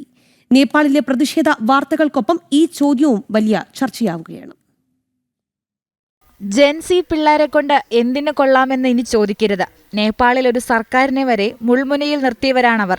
സാങ്കേതികമായി പറഞ്ഞാൽ 1997 മുതൽ ഏതാണ്ട് 2012 വരെയുള്ള കാലയളവിൽ ജനിച്ചവരാണ് ജെൻസി അഥവാ ജെൻസെഡ് തലമുറ. സോഷ്യൽ മീഡിയ ജെൻസി കിഡ്സിന് ജീവശ്വാസമാണ്. ആ ശ്വാസം നിലച്ചെന്ന തോന്നലിലാണ് നേപ്പാളിലെ തെരുവിലവർ സംഘടിച്ചത്. സദാസമയം മൊബൈലിൽ നോക്കി പുറം ലോകത്തെക്കുറിച്ച് യാതൊരു ചിന്തയുമില്ലാത്തവർ എന്നൊക്കെയുള്ള കുത്തുവാക്കുകൾ കേട്ട് തഴമ്പിച്ചവരാകും ഇവരിൽ പലരും. അതായത് സാങ്കേതിക വിദ്യയെ ജീവശ്വാസമാക്കി വളരുന്നവർ. ഇന്നത്തെ കാലത്തെ പല ട്രെൻഡുകളുടെയും പിറവയ്ക്ക് പിന്നിൽ ഇവരാണ്. പരസ്പരം സംവദിക്കുന്നതിന് പോലും പുതിയ ഭാഷയും പുതിയ മാധ്യമങ്ങളെയും ഇരുകൈയും നീട്ടി സ്വീകരിച്ചവർ. നവമാധ്യമങ്ങളുടെ കാലത്ത് ടെക്നോളജിക്കൊപ്പം ജനിച്ചു ജീവിക്കുന്നവരാണ് ജെൻസി തലമുറ. മുതിർന്നവരുടെ സാരോപദേശങ്ങളാണ് പഴയ തലമുറയെ നയിച്ചതെങ്കിൽ ജെൻസി തലമുറ ലോകത്തെ അറിയുന്നത് സാങ്കേതിക വിദ്യകളിലൂടെയാണ്. ജെൻസിയിൽപ്പെടുന്ന 95% പേർക്കും സ്വന്തമായി സ്മാർട്ട് ഫോൺ ഉണ്ടെന്നാണ് പ്യൂ റിസർച്ച് സെന്ററിന്റെ പഠനത്തിൽ പറയുന്നത്. ഇതിൽ 55% പേരും കുറഞ്ഞത് 5 മണിക്കൂറോളം സ്മാർട്ട് ടെക് ഉപകരണങ്ങൾ ഉപയോഗിക്കുന്നവരുമാണ്. മൈക്ക് കെട്ടി ആളെ വിളിച്ചു കൂട്ടുന്ന സമരത്തിന്റെ കാലം കഴിഞ്ഞെന്ന് നേപ്പാളിലെ ജെൻസി കിഡുകൾ ഒരിക്കൽ കൂടി ഓർമ്മപ്പെടുത്തുകയാണ്. നവമാധ്യമങ്ങൾ തങ്ങളുടെ അവകാശമാണെന്ന് കരുതുന്നവർ. അതുകൊണ്ട് തന്നെയാണ് നേപ്പാളിൽ ചെറിയ സമയത്തിനുള്ളിൽ ഇവർ സംഘടിച്ചത്. സ്വന്തമായി വാക്കുകളും ശൈലികളും കണ്ടെത്തിയവരാണ് ജനറേഷൻ സെഡ്. സ്കിബിഡിയും ഡെലിലുവും ഉൾപ്പെടെ ജെൻസിയുടെ 6000 പുതിയ വാക്കുകളാണ് കേംബ്രിഡ്ജ് നിഘണ്ടുവിൽ ഇടം നേടിയത്. സംഭവങ്ങളെ വിവിധ തലങ്ങളിൽ ചിന്തിച്ച് വിലയിരുത്തുന്ന ഇവർ ഒരു കാലത്ത് സമൂഹത്തെ കാർന്നു തിന്ന അഴിമതി പോലുള്ള വിപത്തുകളോട് പൊതുവെ നീരസമാണ് പ്രകടിപ്പിക്കുന്നത്. ഇന്റർനെറ്റ് ലോകത്തേക്ക് പിറന്നു വീണവരാണ് ജെൻസി എങ്കിൽ ഇന്റർനെറ്റിന്റെ വരവും വളർച്ചയും അറിഞ്ഞവരാണ് ജെൻ വൈ അഥവാ മില്ലേനിയൽസ്. 1981 1996 ഇടയിൽ ജനിച്ചവർ. നിലവിൽ 29 44 ഇടയിൽ പ്രായമുള്ളവരാണ് ജെൻ വൈ തലമുറ. സാങ്കേതിക വിദ്യയുടെ തുടക്കക്കാരാണെങ്കിലും ഇവയുടെ വൈബ് കാത്തുസൂക്ഷിച്ച് മുന്നോട്ട് കൊണ്ടുപോകുന്നത് ജെൻസിയാണ്. കമ്പ്യൂട്ടറുകൾ, സെൽഫോണുകൾ, സ്മാർട്ട് ഫോണുകൾ എന്നിവ ആദ്യമായി ഉപയോഗിച്ചവരാണ് മില്ലേനിയൽസ്. എന്തായാലും ജെൻസി ഒരുമ്പെട്ടാൽ ഇവിടെ പലതും നടക്കുമെന്ന സൂചനയാണ് നേപ്പാൾ ലോകത്തിന് നൽകുന്നത്. പ്രകടിപ്പിച്ചു. തീരുവ വിഷയത്തിൽ ചർച്ചകൾ തുടരുന്നുവെന്നും ട്രംപ്.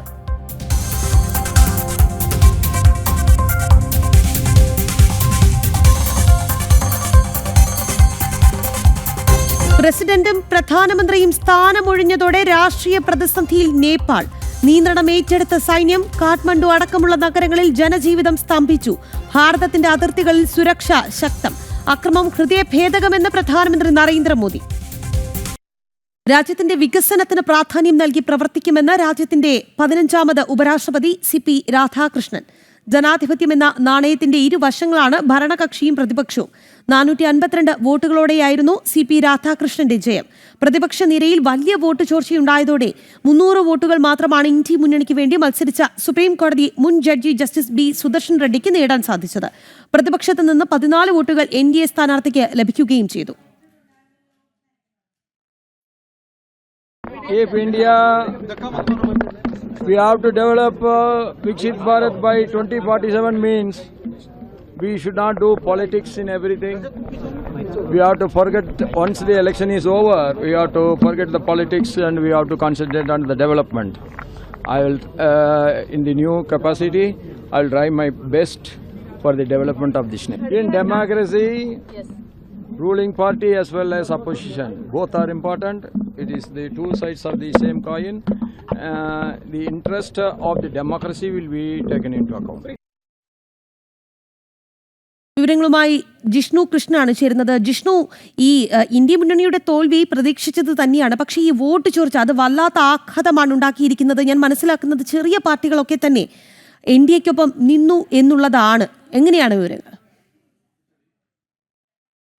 രാഖി, ഉപരാഷ്ട്രപതി തെരഞ്ഞെടുപ്പ് പ്രതിപക്ഷ നിരയിൽ വലിയ നാണക്കേടാണ് ഉണ്ടാക്കിയിട്ടുള്ളത്. തെരഞ്ഞെടുപ്പിൽ NDA സ്ഥാനാർത്ഥി CP രാധാകൃഷ്ണന്റെ വിജയം സുനിശ്ചിതമായിരുന്നു. നിലവിൽ 427 അംഗങ്ങളാണ് NDAക്ക് ലോക്സഭയിലും രാജ്യസഭയിലും ഉള്ളത്. അതുകൊണ്ട് മികച്ച ഭൂരിപക്ഷത്തിൽ CP രാധാകൃഷ്ണന്റെ വിജയം സുനിശ്ചിതമായിരുന്നു. പക്ഷേ പ്രതീക്ഷിക്കാത്ത വോട്ടുകൾ കൂടി നേടിക്കൊണ്ട് 452, അതായത് YSR കോൺഗ്രസ് ഉൾപ്പെടെയുള്ള പാർട്ടികൾ പിന്തുണ പ്രഖ്യാപിച്ചിരുന്നെങ്കിലും 430 മുകളിൽ വോട്ടുകളായിരുന്നു. 30 മുതൽ 35 ആ വോട്ടുകളായിരുന്നു NDA സഖ്യം പ്രതീക്ഷിച്ചതെങ്കിൽ പ്രതീക്ഷയ്ക്ക് അപ്പുറത്തേക്ക് വോട്ടുകൾ നേടിക്കൊണ്ട് 452 വോട്ടുകളാണ് CP രാധാകൃഷ്ണൻ നേടിയത്. അത് പ്രതിപക്ഷ നിരയിൽ വലിയ നാണക്കേടിനും നിലവിൽ അഭിപ്രായ വ്യത്യാസത്തിനും കാരണമായിട്ടുണ്ട്. അതായത് നിരവധി പ്രതിപക്ഷ MPമാരുടെ വോട്ടുകൾ NDAയുടെ ഉപരാഷ്ട്രപതി സ്ഥാനാർത്ഥി CP രാധാകൃഷ്ണന് ലഭിച്ചു എന്നാണ് വിലയിരുത്തൽ. പ്രത്യേകിച്ച് മഹാരാഷ്ട്രയിൽ നിന്നുൾപ്പെടെ പ്രതിപക്ഷ MPമാരുടെ വോട്ടുകൾ CP രാധാകൃഷ്ണന് ലഭിച്ചു. കൂടാതെ നിരവധി പ്രതിപക്ഷ MPമാർ മനഃപൂർവ്വം ബാലറ്റ് അസാധുവാക്കി എന്ന വിലയിരുത്തലാണ് നിലവിൽ കോൺഗ്രസ് ഉൾപ്പെടെ നടത്തിയിട്ടുള്ളത്. അത്തരത്തിൽ ഉപരാഷ്ട്രപതി തെരഞ്ഞെടുപ്പ് പ്രതിപക്ഷ നിരയിൽ വലിയ വോട്ട് ചോർച്ചയ്ക്കും അത് വലിയ നാണക്കേടിനും നേതാക്കൾ തമ്മിലുള്ള അഭിപ്രായ വ്യത്യാസത്തിനും കാരണമായിട്ടുണ്ട് എന്നാണ് വിലയിരുത്തേണ്ടത്. നേരത്തെ തന്നെ ഉപരാഷ്ട്രപതി സ്ഥാനത്തേക്ക് തെരഞ്ഞെടുപ്പ് ഒഴിവാക്കിക്കൊണ്ട് സംയുക്തമായ ഒരാളെ തെരഞ്ഞെടുക്കണമെന്ന നിർദ്ദേശം കേന്ദ്ര സർക്കാർ വെച്ചിരുന്നു. പക്ഷേ ഇത് പ്രത്യയശാസ്ത്രത്തിൻ്റെ പോരാട്ടമാണ്. മുഴുവൻ പ്രതിപക്ഷ MPമാരും ഒരുമിച്ച് നിൽക്കും. 315 പ്രതിപക്ഷ MPമാരുടെ വോട്ടും കൂടാതെ ഭരണപക്ഷത്ത് നിന്ന് അപ്രതീക്ഷിത വോട്ടുകളും പ്രതിപക്ഷ സ്ഥാനാർത്ഥി B സുദർശൻ റെഡ്ഡി നേടും എന്ന പ്രതികരണമായിരുന്നു തെരഞ്ഞെടുപ്പിൻ്റെ ഫലപ്രഖ്യാപനത്തിന് മുൻപേ വരെ നിരവധി പ്രമുഖരായിട്ടുള്ള പ്രതിപക്ഷ നേതാക്കൾ നടത്തിയിട്ടുള്ളത്. എന്നാൽ ആ പ്രതികരണങ്ങളെല്ലാം തെറ്റിച്ചുകൊണ്ട് പ്രതിപക്ഷത്തിന് അവരുടെ മുഴുവൻ വോട്ടുകളും നേടിയെടുക്കാൻ സാധിച്ചില്ല എന്ന് മാത്രമല്ല 15-ലധികം വോട്ടുകൾ അസാധുവാവുകയും ചെയ്തു. അതുകൊണ്ട് തന്നെ വലിയ വിജയം 152 വോട്ടുകളുടെ ഭൂരിപക്ഷമാണ് ഉപരാഷ്ട്രപതി സ്ഥാനാർത്ഥിയായി മത്സരിച്ച CP രാധാകൃഷ്ണന് ലഭിച്ചിട്ടുള്ളത്. 767 വോട്ടുകൾ ഇന്നലെ 10 മുതൽ 5 വരെയുള്ള സമയത്തിനുള്ളിൽ പോൾ ചെയ്തു. അതിൽ 15 വോട്ടുകൾ അസാധുവായിരുന്നു. 752-ൽ 452 വോട്ടുകൾ CP രാധാകൃഷ്ണനും ഒപ്പം 300 വോട്ടുകൾ പ്രതിപക്ഷത്തിൻ്റെ ഉപരാഷ്ട്രപതി സ്ഥാനാർത്ഥിക്കുമാണ് ലഭിച്ചിട്ടുള്ളത്. ഫലപ്രഖ്യാപനത്തിന് ശേഷം നിയുക്ത ഉപരാഷ്ട്രപതിയുടെ പ്രതികരണമുണ്ടായിരുന്നു. അതായത് രാജ്യത്തിൻ്റെ വികസനത്തിന് പ്രാധാന്യം നൽകിക്കൊണ്ട് പ്രവർത്തിക്കും. ജനാധിപത്യത്തിൽ ഭരണപക്ഷത്തിനും പ്രതിപക്ഷത്തിനും ഒരുപോലെ പ്രാധാന്യമുണ്ട്. ഉപരാഷ്ട്രപതി ആയി തെരഞ്ഞെടുക്കപ്പെട്ടിരുന്നു. എന്തായാലും നമുക്ക് കൊച്ചിയിലേക്കാണ് പോകേണ്ടത്. ശ്രീകൃഷ്ണ ജയന്തി ആഘോഷങ്ങൾക്ക് തുടക്കം കുറിച്ച് ബാലഗോകുലം ഇന്ന് പതാക ദിനം ആചരിക്കുകയാണ്. ബാലഗോകുലം സ്ഥാപക അധ്യക്ഷൻ MA കൃഷ്ണൻ പതാക ഉയർത്തുകയാണ്. തത്സമയ ദൃശ്യങ്ങളാണ് പ്രേക്ഷകർ കാണുന്നത്.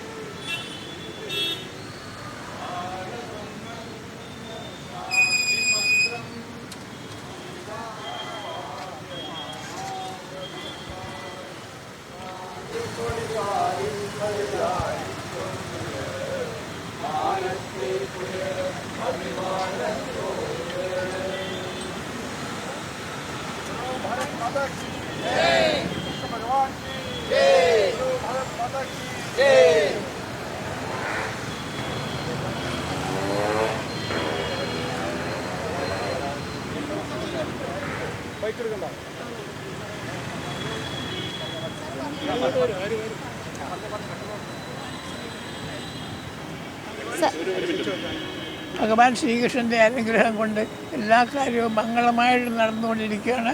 ഈ വർഷത്തിൽ ശ്രീകൃഷ്ണ ജയന്തി ആഘോഷം അതിഗംഭീരമായിട്ട് നടക്കാൻ ഭഗവാൻ അനുഗ്രഹം ഉണ്ടാകട്ടെ എന്ന് പ്രാർത്ഥിക്കുന്നു. ഹരേ രാമ ഹരേ രാമ ബോലോ ശ്രീകൃഷ്ണ ഭഗവാന് കി ജയ്, ബോലോ ശ്രീകൃഷ്ണ ഭഗവാന് കി ജയ്, ബോലോ ശ്രീ ഭഗവാന് കി ജയ്, ശ്രീകൃഷ്ണ ഭഗവാന് കി ജയ്.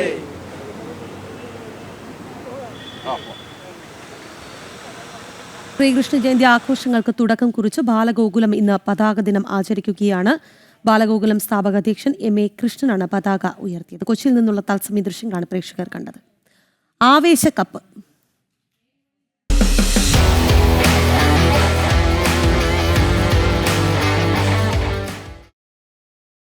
ഏഷ്യാകപ്പ് ക്രിക്കറ്റിലെ ആദ്യ മത്സരത്തിന് ഇന്ത്യ ഇന്നിറങ്ങും.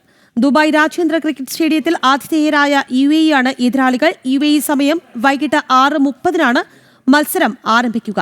ദുബായ് രാജ്യാന്തര ക്രിക്കറ്റ് സ്റ്റേഡിയത്തിൽ നിന്ന് ഷിൻ സെബാസ്റ്റ്യൻ തയ്യാറാക്കിയ റിപ്പോർട്ട് കാണാം. ചാമ്പ്യൻസ് ട്രോഫി 2025 പിന്നാലെ മറ്റൊരു ക്രിക്കറ്റ് മാമാങ്കത്തിന് UAE വേദിയാകുന്നതിൻ്റെ ആവേശത്തിലാണ് രാജ്യത്തെ ക്രിക്കറ്റ് പ്രേമികൾ. ഇന്ത്യയും പാകിസ്ഥാനും തമ്മിലുള്ള രാഷ്ട്രീയപരമായ പിരിമുറുക്കങ്ങൾ നിലനിൽക്കുന്ന സാഹചര്യത്തിലാണ് UAE നിഷ്പക്ഷ വേദിയായി ഏഷ്യൻ ക്രിക്കറ്റ് കൗൺസിൽ പരിഗണിച്ചത്. ഏഷ്യാകപ്പിലെ ആദ്യ മത്സരത്തിന് ഇന്ത്യ ഇന്നിറങ്ങുകയാണ്. ആതിഥേയരായ UAEയുമായാണ് ഇന്ത്യയുടെ ആദ്യ മത്സരം. ദുബായ് രാജ്യാന്തര ക്രിക്കറ്റ് സ്റ്റേഡിയത്തിൽ UAE സമയം വൈകിട്ട് 6:30 മുതലാണ് മത്സരം. അതായത് ഇന്ത്യൻ സമയം രാത്രി 8 മണിക്ക്. സൂര്യകുമാർ യാദവ് നയിക്കുന്ന നിലവിലുള്ള ചാമ്പ്യന്മാരായ ഇന്ത്യ ദുബായിലെ ICC അക്കാദമിയിൽ കഠിനമായ പരിശീലനത്തിലായിരുന്നു. മലയാളി താരം സഞ്ജു സാംസൺ പ്ലേയിങ് 11-ൽ ഇടം പിടിക്കുമോ എന്നതാണ് ഏവരും ഉറ്റുനോക്കുന്നത്. സഞ്ജു പ്ലേയിങ് 11-ൽ ഇടം പിടിച്ചാൽ മലയാളികളായ ആരാധകർക്ക് അത് ഇരട്ടി മധുരമാകും. UAE ടീമിൽ ഒരു മലയാളി ഉൾപ്പെടെ 7 ഇന്ത്യക്കാരാണ് ഇടം പിടിച്ചിരിക്കുന്നത്. അബുദാബി, ദുബായ് എന്നീ വേദികളിലായി ടൂർണമെൻറ്റിലാകെ 19 മത്സരങ്ങളുണ്ട്. ആദ്യമായാണ് ഏഷ്യാകപ്പിൽ 8 ടീമുകൾ കളിക്കുന്നത്. AB എന്നീ 2 ഗ്രൂപ്പുകളിലായി India, Pakistan, Sri Lanka, Bangladesh, Afghanistan, UAE, Hong Kong, Oman എന്നീ ടീമുകൾ ഏറ്റുമുട്ടും. 2023 നടന്ന അവസാന എഡിഷനിൽ ഏകദിന ഫോർമാറ്റിലാണ് കളിച്ചതെങ്കിൽ ഇക്കുറി 2020 ഫോർമാറ്റിലാണ് മത്സരം. ഗ്രൂപ്പ് മത്സരങ്ങളിൽ ആദ്യ 2 സ്ഥാനക്കാർ സൂപ്പർ 4-ലെത്തും. ലീഗ് അടിസ്ഥാനത്തിൽ നടക്കുന്ന സൂപ്പർ 4-ൽ ആദ്യ 2 സ്ഥാനത്തെത്തുന്നവർ 28-ന് ഫൈനൽ കളിക്കും. അടുത്ത വർഷത്തെ T20 ലോകകപ്പിന് മുന്നോടിയായി ഏഷ്യൻ ടീമുകൾക്ക് പടയൊരുക്കം നടത്താനുള്ള അവസരം കൂടിയാണ് ഏഷ്യാകപ്പ്. അതേസമയം ക്രിക്കറ്റ് പ്രേമികൾ ഏറ്റവും കൂടുതൽ ഉറ്റുനോക്കുന്ന ഇന്ത്യ പാക് മത്സരം സെപ്റ്റംബർ 14-ന് ദുബായ് അന്താരാഷ്ട്ര ക്രിക്കറ്റ് സ്റ്റേഡിയത്തിലാണ്. T20 ലോക ചാമ്പ്യൻസ് ട്രോഫി, ഏഷ്യാകപ്പ് എന്നിവയുൾപ്പെടെയുള്ള വമ്പൻ ടൂർണമെൻറ്റുകൾക്ക് UAE ആതിഥേയത്വം വഹിച്ചിട്ടുണ്ട്. ഇതിനോടൊപ്പം ഇന്ത്യൻ പ്രീമിയർ ലീഗിനും നിരവധി തവണ UAE വേദിയായിട്ടുണ്ട്. ലോക ക്രിക്കറ്റിലെ വമ്പൻ ശക്തികൾ മാറ്റിയെടുക്കുന്ന ഏഷ്യാകപ്പ് UAEയിലെ ക്രിക്കറ്റ് പ്രേമികൾക്ക് വലിയ ആഘോഷമാകും. നേരത്തെ ഒട്ടേറെ രാജ്യാന്തര ടൂർണമെൻറ്റുകളിൽ ദുബായ്, ഷാർജ, അബുദാബി എന്നിവിടങ്ങളിലേക്ക് ക്രിക്കറ്റ് പ്രേമികൾ ഒഴുകിയെത്തിയിട്ടുണ്ട്. അതിന് ഇത്തവണയും മാറ്റമില്ല എന്ന് നമ്മൾ പ്രതീക്ഷിക്കാം. ഈ പതിവ് തെറ്റിക്കില്ല എന്നാണ് ഏവരും പ്രതീക്ഷിക്കുന്നത്. അതുകൊണ്ട് തന്നെ ഏവരും ഇന്ത്യൻ ആരാധകരും ലോകം ഉറ്റുനോക്കുന്ന ഇന്ത്യയുടെ കളി ഇപ്പോൾ UAE സമയം 6:30 ദുബായ് രാജ്യാന്തര ക്രിക്കറ്റ് സ്റ്റേഡിയത്തിൽ നടക്കും. ഏഷ്യ കപ്പ് ടൂർണമെന്റിലെ ഉദ്ഘാടന മത്സരത്തിൽ ഹോങ്കോങ്ങിനെ 94 റൺസിന് പരാജയപ്പെടുത്തി അഫ്ഗാനിസ്ഥാന് വിജയത്തുടക്കം. ആദ്യം ബാറ്റ് ചെയ്ത അഫ്ഗാൻ 6 വിക്കറ്റ് നഷ്ടത്തിൽ 188 റൺസ് നേടി. മറുപടി ബാറ്റിംഗിൽ 94 റൺസ് നേടാനേ കഴിഞ്ഞുള്ളൂ. ഓപ്പണർ സെദുക്കുള്ള അഡലിന്റെയും ഓൾറൗണ്ടർ അസ്കത്തുള്ള ഒമർസായിയുടെ കരുത്തിലാണ് അഫ്ഗാൻ വലിയ വിജയം നേടിയത്. അഡൽ പുറത്താകാതെ 73 റൺസും ഓൾറൗണ്ടർ അസ്കത്തുള്ള ഒമർസായി 20 പന്തിൽ അർദ്ധ സെഞ്ചുറിയും നേടി.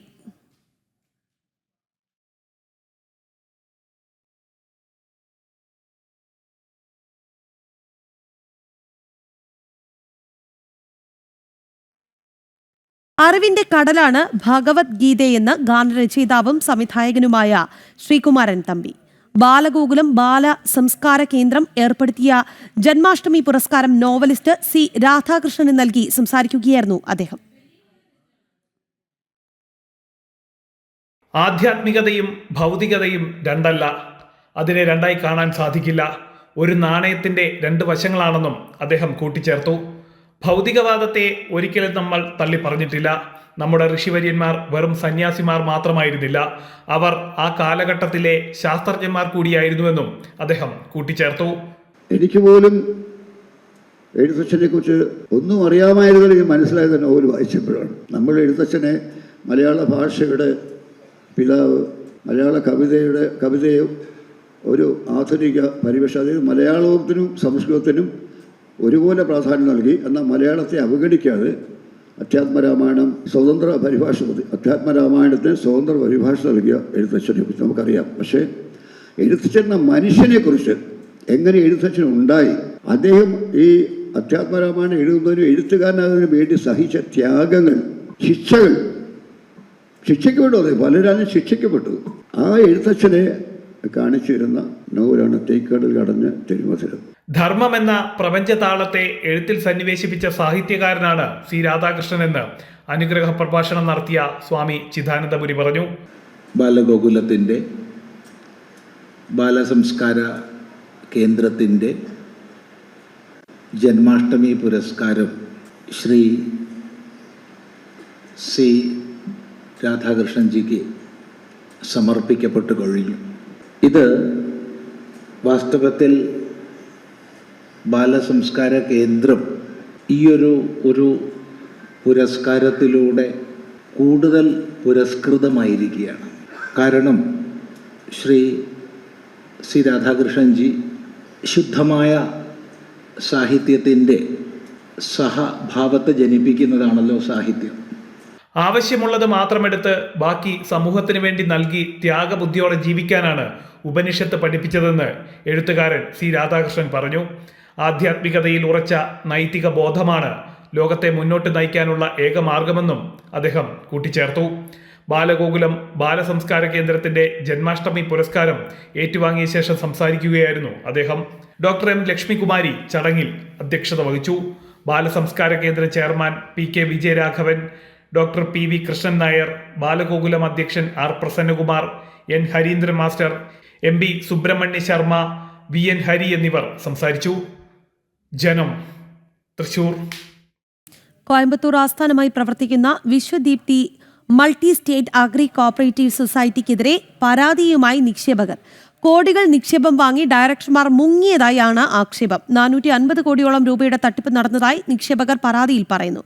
വിവരങ്ങളുമായി ശിവദാസ് കന്മനം ചേരുകയാണ്. ശിവദാസ്, 450 കോടിയോളം രൂപയുടെ തട്ടിപ്പ് നടന്നു എന്ന ആക്ഷേപമാണ് നിക്ഷേപകർ ഉന്നയിക്കുന്നത്. എന്തായാലും നിരവധി പേരുടെ പണം പോയി എന്നുള്ളത് അവർ ചൂണ്ടിക്കാട്ടുന്ന വസ്തുതയാണ്. കോയമ്പത്തൂർ ആസ്ഥാനമായി പ്രവർത്തിക്കുന്ന Vishwadeepthi multi state agri cooperative സൊസൈറ്റിക്കെതിരെയാണ് പരാതിയുമായി നിക്ഷേപകർ രംഗത്ത് എത്തിയിരിക്കുന്നത്.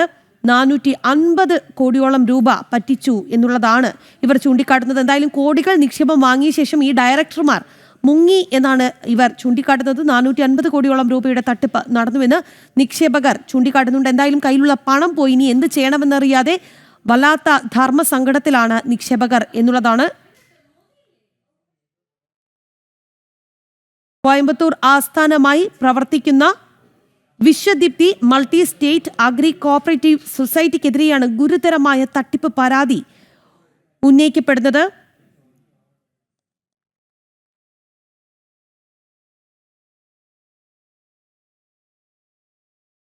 കോടികൾ നിക്ഷേപം വാങ്ങി ഈ കോയമ്പത്തൂർ ആസ്ഥാനമായി പ്രവർത്തിക്കുന്ന Vishwadeepthi multi state agri cooperative സൊസൈറ്റിയുടെ ഡയറക്ടർമാർ മുങ്ങി എന്നാണ് നിക്ഷേപകർ ചൂണ്ടിക്കാട്ടുന്നത്. ശിവദാസ് കന്മനമുണ്ട് നമുക്കൊപ്പം. ശിവദാസ്, 450 കോടിയോളം രൂപയുടെ തട്ടിപ്പ് നടന്നു എന്നാണ് നിക്ഷേപകർ ചൂണ്ടിക്കാട്ടുന്നത്. എന്തൊക്കെയാണ് അവരുടെ പരാതി? രാഖി, കോഴിക്കോട് ജില്ലയിലും അതോടൊപ്പം തന്നെ മലബാറിലെ മറ്റ് പ്രധാനപ്പെട്ട ജില്ലകളിലുമെല്ലാം തന്നെ ബ്രാഞ്ചുള്ള ഒരു സൊസൈറ്റിയാണ് multi state agro cooperative society. ഇത് 2016 മുതൽ പ്രവർത്തിക്കുന്നുണ്ട്. ഈ 2016 മുതൽ പ്രവർത്തിക്കുമ്പോൾ തുടക്കത്തിലൊക്കെ ഇവർക്ക് നിക്ഷേപ തുകയും അതോടൊപ്പം തന്നെ മറ്റു പലിശയും അടക്കം നൽകിയിരുന്നു. പക്ഷേ ഇപ്പോൾ കഴിഞ്ഞ ഈ വർഷം ജനുവരി മുതൽ അത്തരത്തിലുള്ള നിക്ഷേപ തുകയോ അല്ലെങ്കിൽ പലിശയോ ഒന്നും തന്നെ നൽകുന്നില്ലെന്നാണ് പരാതിക്കാർ പറയുന്നത്. കോടികളുടെ തട്ടിപ്പാണ് ഈ ഒരു സൊസൈറ്റി നടത്തിയിരിക്കുന്നത് എന്നും പരാതിക്കാർ പറയുന്നുണ്ട്. ഇതുമായി ബന്ധപ്പെട്ട് കസബ പോലീസ് സ്റ്റേഷൻ, കോഴിക്കോട് ജില്ലയിലെ Kasaba police station, Vadakara, Kuttiadi police station എന്നിവിടങ്ങളിലൊക്കെ ഇവർ പരാതി നൽകിയിട്ടുണ്ട്. ഏകദേശം ഈ കമ്പനിക്കെതിരെ 6ഓളം FIR രജിസ്റ്റർ ചെയ്തിട്ടുണ്ട്. കേന്ദ്ര സർക്കാരിൻ്റെ മറവിൽ അല്ലെങ്കിൽ അമിത്ഷായുടെ ഫോട്ടോ ഒക്കെ വെച്ചുകൊണ്ടാണ് ഇത്തരത്തിലുള്ള തട്ടിപ്പ് നടത്തുന്നത് എന്നാണ് ഈ നിക്ഷേപകർ പറയുന്നത്. പല ആളുകളും ലക്ഷങ്ങൾ ഈ ഒരു സൊസൈറ്റിയിൽ നിക്ഷേപിച്ചിട്ടുണ്ട്. 1.5 കോടിയോളം രൂപ നിക്ഷേപിച്ച ആളുകൾ വരെയുണ്ട്. ഇങ്ങനെ കോഴിക്കോട് ജില്ലയിൽ മാത്രം 450 കോടിയോളം നിക്ഷേപ തട്ടിപ്പാണ് ഈ സൊസൈറ്റി നടത്തിയിരിക്കുന്നത്. കോയമ്പത്തൂർ ആസ്ഥാനമായാണ് ഈ സൊസൈറ്റി പ്രവർത്തിക്കുന്നത്.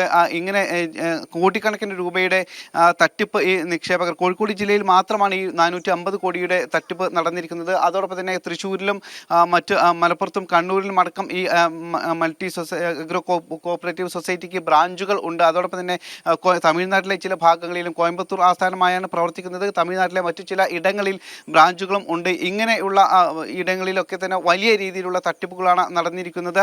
കോടിക്കണക്കിന് രൂപയുടെ തട്ടിപ്പ് നടന്നിട്ടുണ്ട്. ഇപ്പോൾ പരാതി നൽകിയിട്ടും കൃത്യമായ നടപടി ഇല്ലെന്നാണ് പരാതിക്കാർ പറയുന്നത്, നിക്ഷേപകർ പറയുന്നത്. ജീവിതകാലം മുഴുവൻ സമ്പാദിച്ച തുകയൊക്കെ നിക്ഷേപിച്ച നിരവധി ആളുകൾ ഉണ്ട്. പെൻഷൻ ലഭിച്ച തുകയും അതോടൊപ്പം തന്നെ PF ലഭിച്ച തുകയും അതോടൊപ്പം തന്നെ വർഷങ്ങളായി സമ്പാദിച്ച് ഒരു സ്വരുക്കൂട്ടിയ തുകയൊക്കെ ഇവിടെ നിക്ഷേപിച്ചുകൊണ്ടാണ് ഇവർ ഭാവിയിൽ ഒരു പ്രതീക്ഷ ഉണ്ടാകും അല്ലെങ്കിൽ ഭാവിയിൽ അത് വലിയ മുതൽക്കൂട്ടാകും എന്ന പ്രതീക്ഷയോടെയാണ് ഇവർ ഇവിടെ തുക നിക്ഷേപിച്ചിരിക്കുന്നത്. വലിയ പലിശ വാഗ്ദാനം ചെയ്തതാണ് ഇവരെ ആകർഷിച്ചത്. 11% മുതൽ ഉള്ള പലിശയാണ് ഇവർ വാഗ്ദാനം നൽകിയിരിക്കുന്നത്. 14.5% വരെ പലിശ ഉണ്ട്. വിവിധ സ്കീമുകൾ ഉണ്ട്. ഇതൊക്കെയാണ് ഈ നിക്ഷേപകരെ ആകർഷിച്ചത്. മാത്രമല്ല 2016 ഈ സ്ഥാപനം തുടങ്ങിയിട്ടുണ്ട്. തുടക്കത്തിലൊക്കെ നല്ല രീതിയിൽ പ്രവർത്തിച്ചിരുന്നു. പക്ഷേ ഈ അടുത്ത കാലത്താണ് ഇത്തരത്തിലുള്ള നിക്ഷേപ തുകയും ലഭിക്കുന്നില്ല, പലിശയും ലഭിക്കുന്നില്ല. അതോടെയാണ് ഈ നിക്ഷേപകർ പരാതിയുമായി രംഗത്ത് എത്തിയത്. എന്തായാലും വലിയ രീതിയിലുള്ള ഒരു തട്ടിപ്പ് തന്നെയാണ് ഈ ഒരു സൊസൈറ്റിയുടെ കീഴിൽ നടന്നിരിക്കുന്നത്. ഏകദേശം 11 ഡയറക്ടർമാർ സൊസൈറ്റിക്ക് കീഴിൽ പ്രവർത്തിക്കുന്നുണ്ട്. ഇവർ ഈ പണം വാങ്ങി അതിനുശേഷം ഇവർ മുങ്ങി എന്നാണ് ഇപ്പോൾ നിക്ഷേപകർ പറയുന്നത്. കോഴിക്കോട് ജില്ലയിലുള്ള ഇവരുടെ പ്രധാനപ്പെട്ട കേന്ദ്രം നഗരത്തിൽ തന്നെ പ്രവർത്തിക്കുന്ന ഒരു ഹോട്ടലിന് കീഴിലുള്ള ഒരു ഓഫീസാണ്. ആ ഓഫീസ് ഇപ്പോൾ താഴിട്ട് പൂട്ടിയിരിക്കുകയാണ്. ഇവിടേക്ക് ചെല്ലുമ്പോൾ അവിടെ ആരും ഇല്ല. അതോടൊപ്പം തന്നെ ഈ ഡയറക്ടർമാരെ ബന്ധപ്പെടുമ്പോൾ ഫോൺ എടുക്കുന്നില്ല, കിട്ടുന്നില്ല എന്നാണ് ഇവർ പറയുന്നത്. പലരും ഡയറക്ടർമാർ ഒക്കെ മുങ്ങി എന്നാണ് പറയുന്നത്. എന്തായാലും ഇനി എന്തു ചെയ്യണമെന്നറിയാത്ത ഒരു അവസ്ഥയിലാണ് ഈ നിക്ഷേപകർ ഉള്ളത്. രാഖി, ശരി ശിവദാസ്. കോയമ്പത്തൂർ ആസ്ഥാനമായി പ്രവർത്തിക്കുന്ന Vishwadeepthi multi state agri cooperative സൊസൈറ്റിക്കെതിരെയാണ് 450 കോടിയോളം രൂപയുടെ തട്ടിപ്പ് പരാതി നിക്ഷേപകർ ഉയർത്തിയിരിക്കുന്നത്. ഡയറക്ടർമാർ പണം സ്വന്തമാക്കി മുങ്ങിയെന്നാണ് ഇവർ പറയുന്നത്. ശിവദാസ് കന്മനമാണ് വാർത്തയുടെ വിശദാംശങ്ങൾ നൽകിയത്. അതിരപ്പള്ളി വെറ്റിലപ്പാറയിൽ ഹോം സ്റ്റേ ആക്രമിച്ച് കാട്ടാന. ഇന്ന് പുലർച്ചെ വെറ്റിലപ്പാറ ഹോളി ഏഞ്ചൽ സ്കൂളിന് സമീപത്തുള്ള ഹോം സ്റ്റേയുടെ മതിൽ പൊളിച്ചാണ് കാട്ടാന അകത്ത് കടന്നത്. വിവരങ്ങളുമായി സാനു കെ സജീവ് ചേരുന്നുണ്ട്. സാനു, ഇന്ന് രാവിലെയോടുകൂടി ഉണ്ടായ കാട്ടാന ആക്രമണമാണ്. ഇപ്പോഴും കാട്ടാന അവിടെ നിലയുറപ്പിച്ചിട്ടുണ്ടോ? എന്താണ് സ്ഥിതി?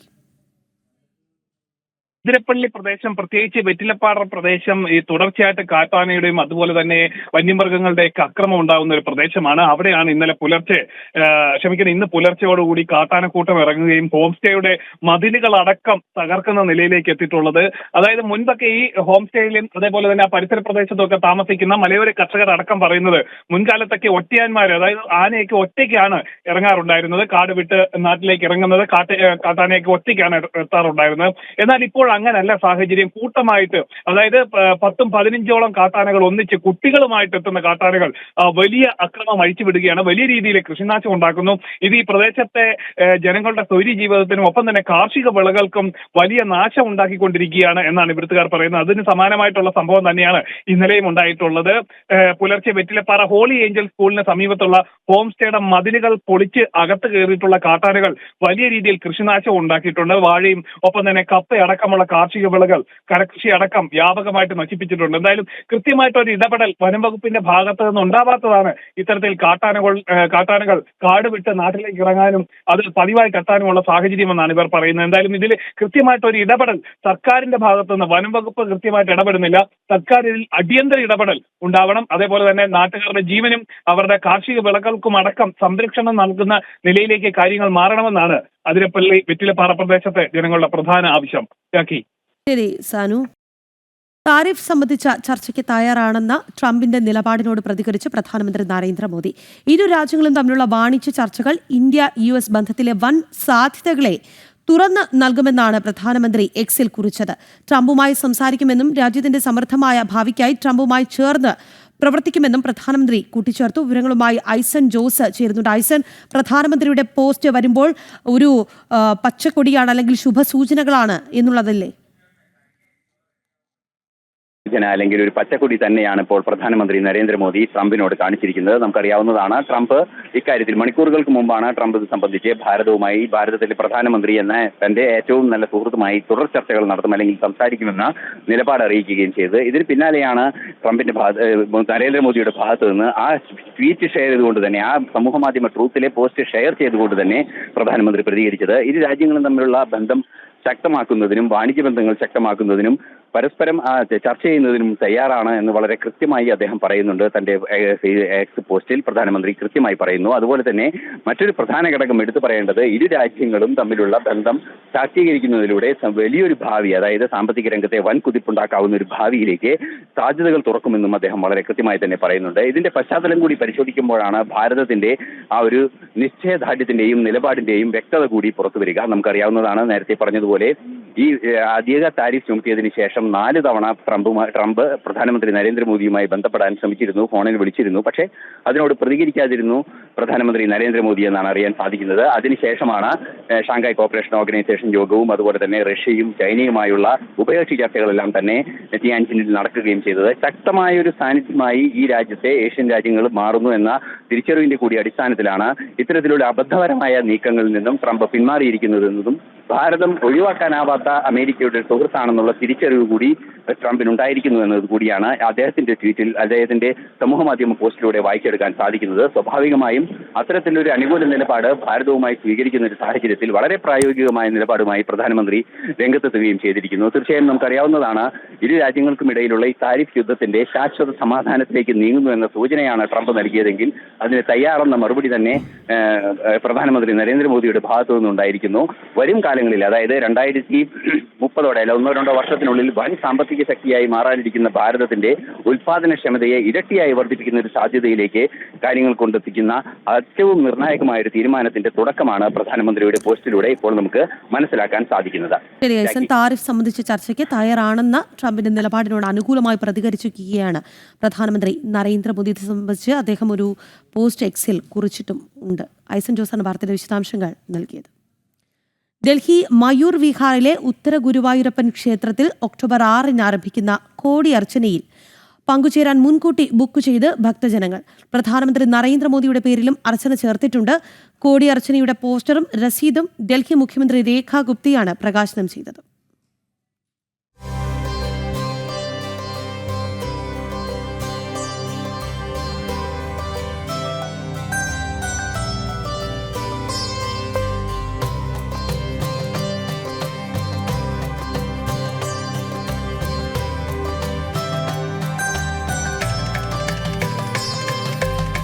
ഡൽഹിയിൽ മയൂർ വിഹാറിൽ ഉത്തര ഗുരുവായൂരപ്പന്റെ പുണ്യഭൂമിയിൽ ഒക്ടോബർ 6 വിഷ്ണു സഹസ്രനാമ കോടിയർച്ചന ആരംഭിക്കും. ക്ഷേത്രം തന്ത്രി ബ്രഹ്മശ്രീ അനുജൻ നാരായണൻ നമ്പൂതിരിപ്പാട് കാർമ്മികത്വം വഹിക്കുന്ന മഹായജ്ഞത്തിൽ പങ്കാളിത്തം ഉറപ്പാക്കാനായി മുൻകൂട്ടി വിശേഷാൽ അർച്ചന ബുക്ക് ചെയ്യുകയാണ് ഭക്തജനങ്ങൾ. പ്രധാനമന്ത്രി നരേന്ദ്രമോദിക്കായി അനിഴം നാളിൽ വിശേഷാൽ അർച്ചന ചേർത്തിട്ടുണ്ട്. കേരളത്തിന് പുറത്ത് ആദ്യമായി നടക്കുന്ന വിഷ്ണു സഹസ്രനാമ കോടിയർച്ചനയുടെ പോസ്റ്ററും രസീതും ഡൽഹി മുഖ്യമന്ത്രി രേഖ ഗുപ്തയാണ് പ്രകാശനം ചെയ്തത്. മുൻപ് ഉത്തര ഗുരുവായൂരപ്പൻ ക്ഷേത്രത്തിൽ ദർശനം നടത്തിയതിന്റെ വിശേഷങ്ങളും മുഖ്യമന്ത്രി പങ്കുവച്ചു.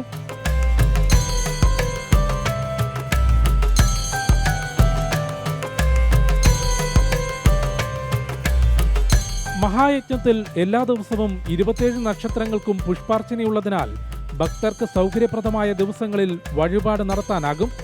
നവംബർ 2 ലക്ഷദീപാർച്ചനയോടെയാണ് കോടിയർച്ചനയുടെ സമാപനം. ജനം, ഡൽഹി. തിരുവനന്തപുരം പേരൂർക്കടയിലെ വ്യാജ മോഷണ കേസിലെ വഴത്തിരിവിൽ വെട്ടിലായി പോലീസ്. ആഭ്യന്തര വകുപ്പിനെതിരെ നിരന്തരം പരാതികൾ ലഭിച്ചുകൊണ്ടിരിക്കെ ക്രൈംബ്രാഞ്ച് റിപ്പോർട്ട് സർക്കാരിനും തലവേദനയായിരിക്കുകയാണ്. അതേസമയം അനുഭവിച്ച വേദനയിൽ ഇപ്പോഴും മനം നൊന്തു കഴിക്കുകയാണ് ആരോപണ വിധിയായ ബിന്ദു. പോലീസ് സ്റ്റേഷനിലെ മർദ്ദനവും പോലീസ് ഉദ്യോഗസ്ഥരുടെ അപമര്യാദയോടുള്ള പെരുമാറ്റവും തുടർക്കഥകളാകുമ്പോൾ സർക്കാരിന് വലിയ തലവേദനയായിരിക്കുകയാണ് ക്രൈംബ്രാഞ്ച് റിപ്പോർട്ട്. വീട്ടുജോലിക്കാരിയായിരുന്ന ബിന്ദുവിന്റെ അറസ്റ്റ് ന്യായീകരിക്കാൻ പോലീസ് കെട്ടിച്ചമച്ച കഥയാണിതെന്ന കണ്ടെത്തലിൽ മുഖം നഷ്ടപ്പെട്ടിരിക്കുകയാണ് ആഭ്യന്തര വകുപ്പ്. ഇനി ആർക്കും ഈ ദുർഗതി ഉണ്ടാകരുതെന്ന ദളിത് യുവതിയുടെ പ്രാർത്ഥനയിൽ ഉത്തരം മുട്ടിയിരിക്കുകയാണ് ഉന്നത പോലീസ് ഉദ്യോഗസ്ഥരടക്കം. പേരൂർക്കട സ്റ്റേഷനിൽ 20 മണിക്കൂറിലധികമാണ് യുവതിക്ക് കഴിയേണ്ടി വന്നത്. മാല മോഷ്ടിച്ചില്ലെന്ന് കരഞ്ഞു പറഞ്ഞിട്ടും വസ്ത്രങ്ങളഴിച്ച് ദേഹപരിശോധന നടത്തി. പോലീസ് ഉദ്യോഗസ്ഥർ മാറി മാറി ചോദ്യം ചെയ്തു. കടുത്ത മാനസിക പീഡനമാണ് നിരന്തരം നേരിടേണ്ടി വന്നത്.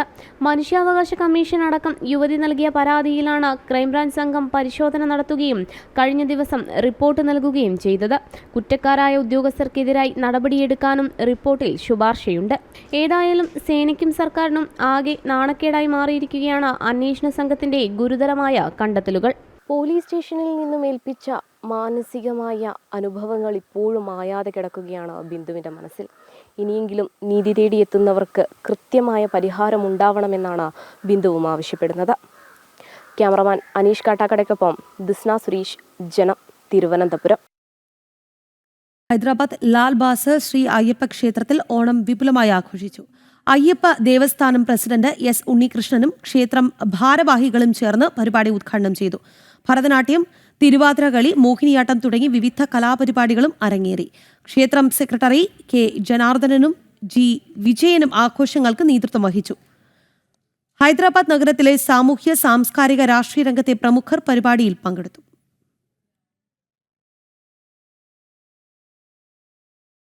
തിരുവനന്തപുരം മെഡിക്കൽ കോളേജിലെ പാർക്കിംഗ് പ്രതിസന്ധി രൂക്ഷമായി തുടരുന്നു. നോ പാർക്കിംഗ് മേഖലകളിലടക്കം വാഹനങ്ങൾ പാർക്ക് ചെയ്തതോടെ കാൽനട യാത്രക്കാർക്കും മറ്റ് വാഹനങ്ങൾക്കും പോകാൻ കഴിയാത്ത സ്ഥിതിയാണ്. അടിസ്ഥാന സൗകര്യ വികസനങ്ങളുടെ കാര്യത്തിൽ തിരുവനന്തപുരം മെഡിക്കൽ കോളേജ് നമ്പർ 1 ആണ് എന്നാണ് അവകാശവാദം. ഇത്തരത്തിൽ അവകാശവാദങ്ങൾ ഉയരുമ്പോഴും പാർക്കിംഗിലെ അശാസ്ത്രീയത ജനങ്ങൾക്ക് ബുദ്ധിമുട്ടുണ്ടാക്കുന്നു. മെഡിക്കൽ കോളേജ് ആശുപത്രിയിലും പരിസരത്തും വാഹനം പാർക്ക് ചെയ്യാനെത്തുന്നവർ നട്ടം തിരിയും. പുതിയ കെട്ടിടങ്ങളും പദ്ധതികളും എത്തിയിട്ടും വാഹന പാർക്കിംഗ് ഇപ്പോഴും കീറുമാറായി തുടരുകയാണ്. കോർപ്പറേഷൻ വക മൾട്ടി പാർക്കിംഗ് കേന്ദ്രം വരുന്നുണ്ടെങ്കിലും അത് പാർക്കിംഗ് പ്രശ്നത്തിന് സമ്പൂർണ്ണ പരിഹാരമാകില്ല. സ്ഥലപരിമിതി കാരണം നോ പാർക്കിംഗ് മേഖലകളിലും മെഡിക്കൽ കോളേജ് ആശുപത്രിയിലെ പ്രധാന കവാടത്തിന് മുന്നിലൂടെയുള്ള റോഡിലുമൊക്കെ വാഹനം പാർക്ക് ചെയ്യേണ്ട അവസ്ഥയിലാണ് ജനം. രോഗികളും ജീവനക്കാരും അടക്കം ആശുപത്രിയിൽ ദിവസേന എത്തുന്നവരുടെ എണ്ണം 15,000-ഓളം വരും. ഒട്ടേറെ ആളുകളും സ്വന്തം വാഹനങ്ങളിലാണ് എത്തുന്നത്. ആംബുലൻസുകൾ, ജീവനക്കാരുടെ വാഹനങ്ങൾ തുടങ്ങി സ്ഥിരമായി എത്തുന്ന വാഹനങ്ങളുമുണ്ട്. നിലവിലെ സ്ഥിതിയിൽ 1000 ബൈക്കുകൾക്ക് പോലും പാർക്ക് ചെയ്യാൻ സാധിക്കാത്ത സ്ഥിതിയാണ്. വൻകിട സ്വകാര്യ ആശുപത്രികളുടെ മാതൃകയിൽ പാർക്കിങ്ങിനായി മാത്രം പ്രത്യേക സ്ഥലം ഏറ്റെടുത്താൽ മാത്രമേ പ്രശ്നത്തിന് ശാശ്വത പരിഹാരം ഉണ്ടാക്കാൻ കഴിയൂ. മെഡിക്കൽ കോളേജ് ആശുപത്രിയിൽ ദിവസേന OPയിൽ മാത്രം 5000 രോഗികൾ എത്തുന്നുണ്ട്. ഇപ്പോൾ വാഹന പാർക്കിംഗ് RCCയും മെഡിക്കൽ കോളേജും കടന്ന് അതിനു പിൻവശത്തെ സ്വകാര്യ വ്യക്തിയുടെ സ്ഥലങ്ങളിലേക്ക് നീളുകയാണ്. ഓരോ വിഭാഗത്തിനും സമീപം അവിടെയുള്ള ജീവനക്കാർ പാർക്കിംഗ് സ്ഥലം കൈയടക്കി വെക്കുന്ന സ്ഥിതിയുണ്ട്.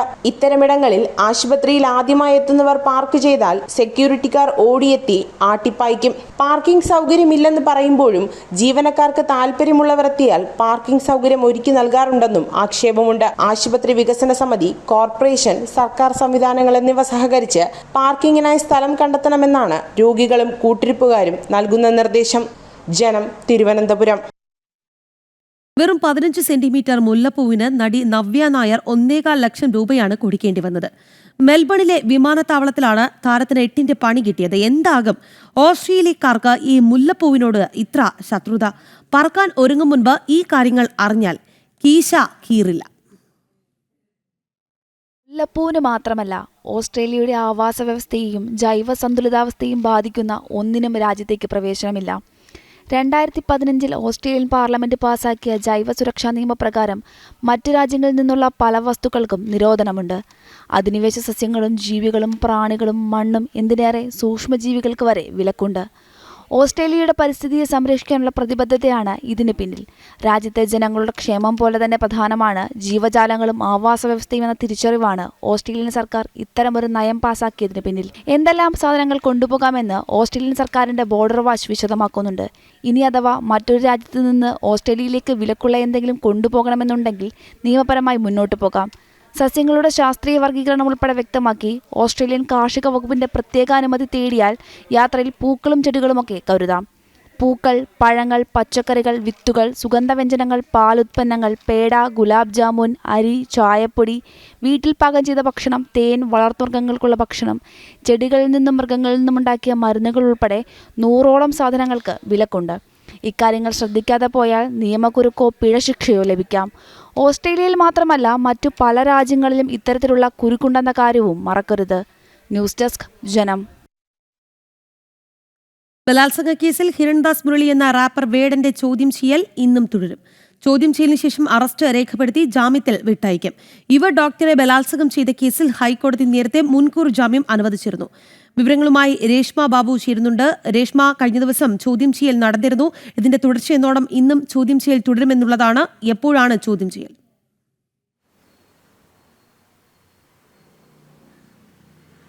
രാഖി, രാവിലെ മുതലായിരിക്കും ചോദ്യം ചെയ്യൽ തുടരുക. ഇന്നലെ രാവിലെ 9 മണിക്ക് തുടങ്ങിയ ചോദ്യം ചെയ്യൽ ഏകദേശം 4 മണിവരെ നീണ്ടു. 7 മണിക്കൂറോളമാണ് ഇന്നലെ തൃക്കാക്കര പോലീസ് സ്റ്റേഷനിൽ ബലാത്സംഗ കേസുമായി ബന്ധപ്പെട്ട് റാപ്പർ വേടനെ പോലീസ് ചോദ്യം ചെയ്തത്. അന്വേഷണമായിട്ട് താൻ സഹകരിക്കും, കോടതിയുടെ മുന്നിലുള്ള കേസാണ്, അതുകൊണ്ട് തന്നെ കൂടുതൽ പ്രതികരിക്കാനില്ല എന്നുള്ളതായിരുന്നു മാധ്യമങ്ങളോടക്കം വേടൻ പറഞ്ഞത്. പ്രധാനമായിട്ടും പോലീസ് പരിശോധിക്കുന്നത് യുവതി നൽകിയ പരാതിന്മേലുള്ള തെളിവുകൾ അടിസ്ഥാനത്തിലുള്ള ഒരു ചോദ്യം ചെയ്യൽ തന്നെയാണ്. നേരത്തെ ഹൈക്കോടതി റാപ്പർ വേടന് മുൻകൂർ ജാമ്യം അനുവദിച്ച സമയത്ത് കർശന വ്യവസ്ഥകളിൽ ഒന്നായിരുന്നു ചോദ്യം ചെയ്യലിന് ഈ 9-ാം തീയതിയും 10-ാം തീയതിയും ഹാജരാകണമെന്നുള്ളത്. അതിന്റെ അടിസ്ഥാനത്തിലാണ് റാപ്പർ വേടൻ ഹാജരായത്. എന്തായാലും 2-ാം ദിവസത്തിലെ ചോദ്യം ചെയ്യലിന് ശേഷം ഒരുപക്ഷെ അറസ്റ്റ് രേഖപ്പെടുത്തിയതിനു ശേഷം ജാമ്യത്തിൽ വിട്ടയക്കും. കാരണം ഹൈക്കോടതിയുടെ മുൻകൂർ ജാമ്യമുണ്ട്. എന്തായാലും കർശന വ്യവസ്ഥകളോടുകൂടിയാണ് ഹൈക്കോടതിയുടെ മുൻകൂർ ജാമ്യം ഉള്ളത്. സാക്ഷിയെ അല്ലെങ്കിൽ പരാതിക്കാരിയെ യാതൊരു ഘട്ടത്തിലും സ്വാധീനിക്കാനടക്കം പാടില്ല എന്നതാണ് നിലവിൽ നൽകിയിട്ടുള്ള മുൻകൂർ ജാമ്യാപേക്ഷയിലെ ഒരു ഉപാധി എന്ന് മുൻകൂർ ജാമ്യത്തിലെ ഒരു ഉപാധി എന്ന് പറയുന്നത്. എന്തായാലും കഴിഞ്ഞ ദിവസം മറ്റൊരു കേസിൽ, അതായത് നിലവിൽ 2 കേസുകളാണ്, 2 ബലാത്സംഗ കേസുകളാണ് റാപ്പർ വേടനെതിരെ പോലീസ് എടുത്തിട്ടുള്ളത്. സെൻട്രൽ പോലീസ് എടുത്ത കേസിൽ കഴിഞ്ഞ ദിവസമാണ് എറണാകുളം അഡീഷണൽ സെഷൻസ് കോടതി റാപ്പർ വേടന് മുൻകൂർ ജാമ്യം നൽകിയതും. അത് സമാനമായിട്ട് കർശന വ്യവസ്ഥകളോട് തന്നെയാണ്. എന്തായാലും ഈ ഒരു കേസിൽ, ഈ ബലാത്സംഗ കേസിൽ അന്വേഷണം ഇഴഞ്ഞു നീങ്ങുന്നതിനിടയിൽ തന്നെയാണ് ചോദ്യം ചെയ്യലിനായിട്ട് റാപ്പർ വേടൻ വീണ്ടും ഹാജരാകുന്നത്. ഇന്നലെ 7 മണിക്കൂറോളം ചോദ്യം ചെയ്യൽ നീണ്ടിരുന്നു. ഇന്നും തുടരുമെന്നാണ് അറിയാൻ സാധിച്ചിരിക്കുന്നത്. രാവിലെ തന്നെ റാപ്പർ വേടൻ എത്തും. വൈകുന്നേരത്തോടെ ഈ ചോദ്യം ചെയ്യൽ പൂർത്തിയായതിനു ശേഷം അറസ്റ്റ് രേഖപ്പെടുത്തിക്കൊണ്ട് വിട്ടയക്കാനായിട്ടാണ് സാധാരണ ചെയ്യുക. എന്തായാലും അതുമായി ബന്ധപ്പെട്ട് പിന്നീട് റാപ്പർ വേടന്റെ പ്രതികരണം കൂടി മാധ്യമങ്ങൾ തേടുകയും ചെയ്യും. 2021, 2023 കാലഘട്ടത്തിൽ വിവിധയിടങ്ങളിൽ വെച്ച് തന്നെ പീഡിപ്പിച്ചു എന്നുള്ളതായിരുന്നു വനിതാ ഡോക്ടർ നൽകിയ പരാതി. ഈ പരാതിയുടെ അടിസ്ഥാനത്തിലായിരുന്നു റാപ്പർ വേടനെതിരെ തൃക്കാക്കര പോലീസ് ബലാത്സംഗത്തിന് കേസെടുത്തത്. വിവാഹ വാഗ്ദാനം നൽകി നിരന്തരം തന്നെ ക്രൂരമായി പീഡിപ്പിച്ചു എന്നുള്ളതായിരുന്നു യുവതിയുടെ ആക്ഷേപം. ഇതുമായി ബന്ധപ്പെട്ട് കൃത്യമായിട്ട് ഡിജിറ്റൽ തെളിവുകളടക്കം പോലീസ് ശേഖരിക്കുകയും ചെയ്തിരുന്നു. അതിനിടയിലായിരുന്നു റാപ്പർ വേടന് മുൻകൂർ ജാമ്യം ലഭിച്ചത്. എന്തായാലും ഇനി കേസ് അന്വേഷണം ദ്രുതഗതിയിൽ കൊണ്ടുപോകേണ്ടത് പോലീസ് ഉദ്യോഗസ്ഥരുടെ ഉത്തരവാദിത്തമാണ്. രേഷ്മ, ബലാത്സംഗ കേസിൽ ഹിരൺദാസ് മുരളി എന്ന റാപ്പർ വേടന്റെ ചോദ്യം ചെയ്യൽ ഇന്നും തുടരും. ചോദ്യം ചെയ്യലിന് ശേഷം അറസ്റ്റ് രേഖപ്പെടുത്തി വിട്ടയക്കും. രേഷ്മ ബാബുവാണ് വാർത്തയുടെ വിശദാംശങ്ങൾ നൽകിയത്. ലോക മൂവായതായി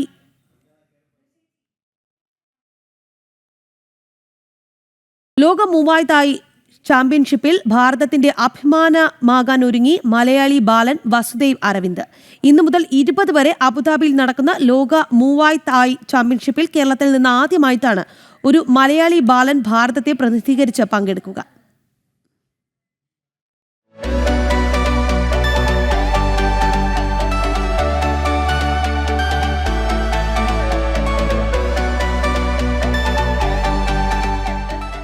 കേരളത്തിന്റെ അഭിമാനമാണ് ഈ കൊച്ചുമിടുക്കൻ.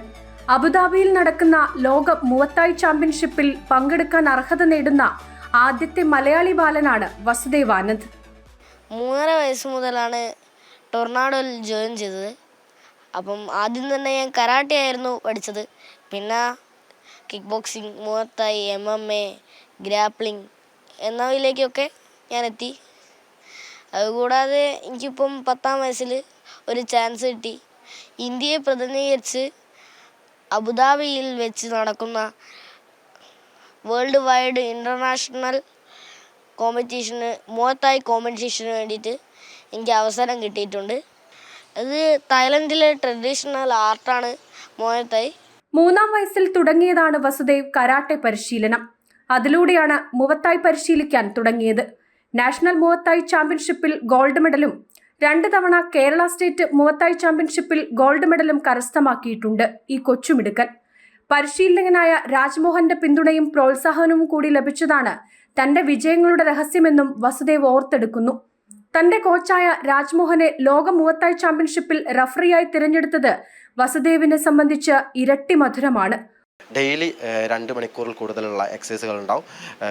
വാമപ്പ് ചെയ്യും, എക്സസൈസ് ചെയ്യും. അതിനുശേഷം കൃത്യമായിട്ട് വാം ഡൗൺ ചെയ്ത ശേഷം മാത്രമേ വീട്ടിലേക്ക് പോകാറുള്ളൂ. അതുകൊണ്ട് തന്നെ ഫിസിക്കലായിട്ടുള്ള പ്രശ്നങ്ങളൊന്നും ഇല്ല. ഫുൾ എനർജിയിലാണ്, ഫുൾ പവറോട് കൂടിയാണ്, മെഡൽ നേടുമെന്ന ആത്മവിശ്വാസത്തോടു കൂടിയാണ് ഇറങ്ങുന്നത്. ഇതിലൊക്കെ തന്നെ മുന്നിൽ നിൽക്കുന്നത്, ഏതൊരു നേട്ടത്തിൻ്റെയും മുന്നിൽ നിൽക്കുന്നത് അവൻ്റെ കോച്ച് തന്നെയാണ്. 1 ലക്ഷത്തിലധികം ചിലവ് വരും മത്സരത്തിൽ പങ്കെടുക്കാൻ. വസുദേവിന്റെ കുടുംബം തന്നെയാണ് ഈ തുക കണ്ടെത്തിയത്. മറ്റ് സർക്കാർ സഹായങ്ങളൊന്നും വസുദേവിന് ലഭിച്ചിട്ടില്ല. ലോക മൂവത്തായി ചാമ്പ്യൻഷിപ്പിൽ വസുദേവ് ആനന്ദ് അർഹത നേടിയതോടെ വലിയ പ്രതീക്ഷയിലാണ് കായിക കേരളം. ജനം, Kozhikode. Acacia south Indian exhibition ഓട്ടോസെക് expo 2025 ഈ മാസം 12, 13 തീയതികളിൽ കലൂർ ഇന്റർനാഷണൽ സ്റ്റേഡിയത്തിൽ നടക്കും. ആധുനിക രീതിയിലുള്ള CCTV, സെക്യൂരിറ്റി സിസ്റ്റം, ഓട്ടോമേഷൻ തുടങ്ങിയ ഉപകരണങ്ങളാണ് പ്രധാനമായും പ്രദർശനത്തിൽ ഉണ്ടാവുക. ഭാരതത്തിൽ നിന്നും വിദേശത്ത് നിന്നുമായി 100-ലധികം കമ്പനികളും 300ഓളം വിവിധ ബ്രാൻഡുകളും എക്സ്പോയിൽ പങ്കെടുക്കും. ഇന്ത്യയിൽ CCTV മേഖലയിൽ പുതിയ മാറ്റങ്ങൾ വന്നിരിക്കുന്ന സാഹചര്യത്തിൽ ഓട്ടോസെക് എക്സ്പോ 2025 വലിയ പ്രാധാന്യമുണ്ട് എന്ന് സംഘാടകർ വാർത്താ സമ്മേളനത്തിൽ അറിയിച്ചു. മനോഹരിയായ മലമുഴക്കി വേഴാമ്പൽ അങ്ങനെ കൊല്ലത്തും എത്തി. സാധാരണ മഴക്കാടുകളിൽ കാണാറുള്ള വേഴാമ്പലിനെയാണ് കടൽ തീരത്ത് കണ്ടെത്തിയത്. കൊല്ലം ബേഡിംഗ് ബറ്റാലിയൻ അംഗം അശ്ലിൻ അലക്സാണ്ടർ പകർത്തിയ ദൃശ്യങ്ങൾ കാണാം.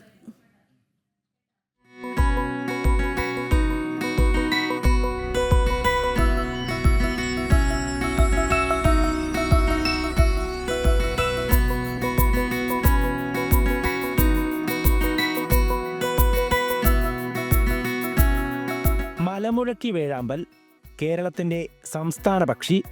കാണുന്നത് അന്യമായാണെങ്കിലും കാണാൻ അതീവ സുന്ദരി. തങ്കശ്ശേരി ലൈറ്റ് ഹൗസിന് സമീപമുള്ള തെങ്ങിന് മുകളിലാണ് വേഴാമ്പലെത്തി ഏറെ നേരം വിശ്രമിച്ചത്.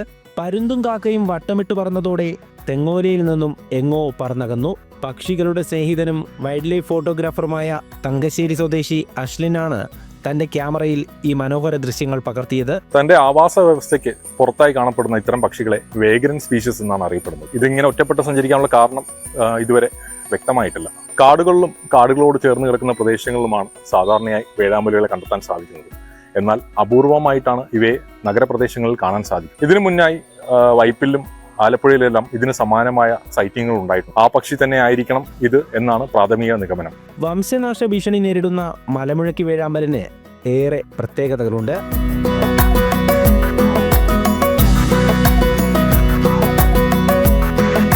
ഉച്ചത്തിൽ ചിറകടിച്ച് പറക്കുന്നത് കൊണ്ടാണ് ഈ പേരിൽ അറിയപ്പെടുന്നത്.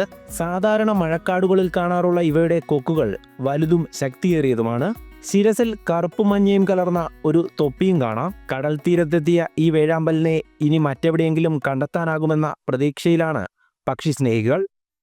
ജനം, കൊല്ലം. പാതിവില തട്ടിപ്പ് കേസിൽ അന്വേഷണം ഊർജിതമാക്കണമെന്ന് തട്ടിപ്പിനിരയായവർ. അന്വേഷണം തുടങ്ങി 8 മാസമായിട്ടും ഒരു കേസിൽ പോലും കുറ്റപത്രം സമർപ്പിച്ചിട്ടില്ല.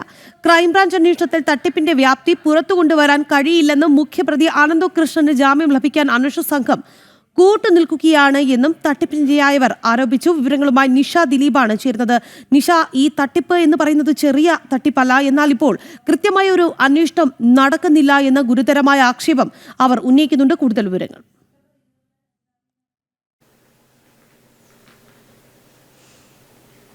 രാഖി, സംസ്ഥാനത്തിൻ്റെ വിവിധ ഇടങ്ങളിൽ, അതായത് പല ജില്ലകൾ, ആ ജില്ലകളുടെ തന്നെ വിവിധ ഭാഗങ്ങളിലായി ട്രസ്റ്റുകൾ രൂപീകരിച്ച്, അതായത് ആ സ്ഥലത്തെ പ്രമുഖ ആളുകളെയൊക്കെ ഉൾപ്പെടുത്തി ട്രസ്റ്റുകൾ രൂപീകരിച്ച് അങ്ങനെ മാസങ്ങളുടെ തയ്യാറെടുപ്പ് നടത്തിയാണ് ഇത്തരത്തിലൊരു പാതിവില തട്ടിപ്പ് നടത്തിയത്. ഈ പാതിവില തട്ടിപ്പിനിരയായ ആളുകൾ ഇപ്പോഴും തങ്ങൾക്ക് എന്ത് ചെയ്യണം, എങ്ങനെ പണം കിട്ടണമെന്നറിയാതെ ഉള്ള ഒരു ആശങ്കയിൽ തന്നെയാണ്. കാരണം ഇതിന് ഈ കേസ് അന്വേഷണത്തിന് ഒരു പ്രത്യേക സംഘത്തെ രൂപീകരിച്ചിരുന്നു.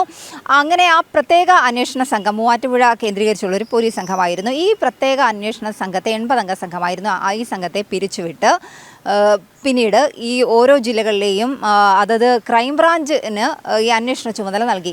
ഈ ആളുകൾ പറയുന്നത്, അതായത് ഇതിൽ ഇരയാക്കപ്പെട്ട ആളുകൾ പറയുന്നത്, ഇങ്ങനെ അതത് ജില്ലകളിലെ ക്രൈംബ്രാഞ്ചിന് അന്വേഷണ ചുമതല നൽകിയാൽ ഈ വലിയൊരു തട്ടിപ്പിൻ്റെ വ്യാപ്തി ഒരിക്കലും പുറത്തു കൊണ്ടുവരാൻ കഴിയില്ല.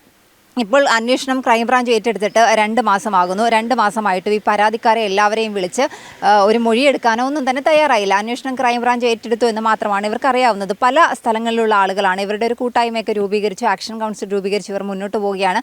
ഈ 2 മാസത്തിനിടയ്ക്ക് എന്ത് സംഭവിച്ചു എന്നൊന്നും ഇവർക്ക് അറിയില്ല എന്നാണ് അവർ പറയുന്നത്. എന്തായാലും അവർ പറയുന്നത് പ്രത്യേക അന്വേഷണ സംഘം തന്നെ ഈ കേസ് അന്വേഷണമായി മുന്നോട്ട് പോകണം. എന്നാൽ മാത്രമേ സംസ്ഥാനത്ത് നടന്ന ഈ ഒരു പാതിവില തട്ടിപ്പിൻ്റെ വ്യാപ്തി എത്രത്തോളം ഉണ്ട്, എത്രത്തോളം ആളുകൾ പറ്റിക്കപ്പെട്ടു എന്ന് അറിയാൻ കഴിയുകയുള്ളൂ എന്നാണ്.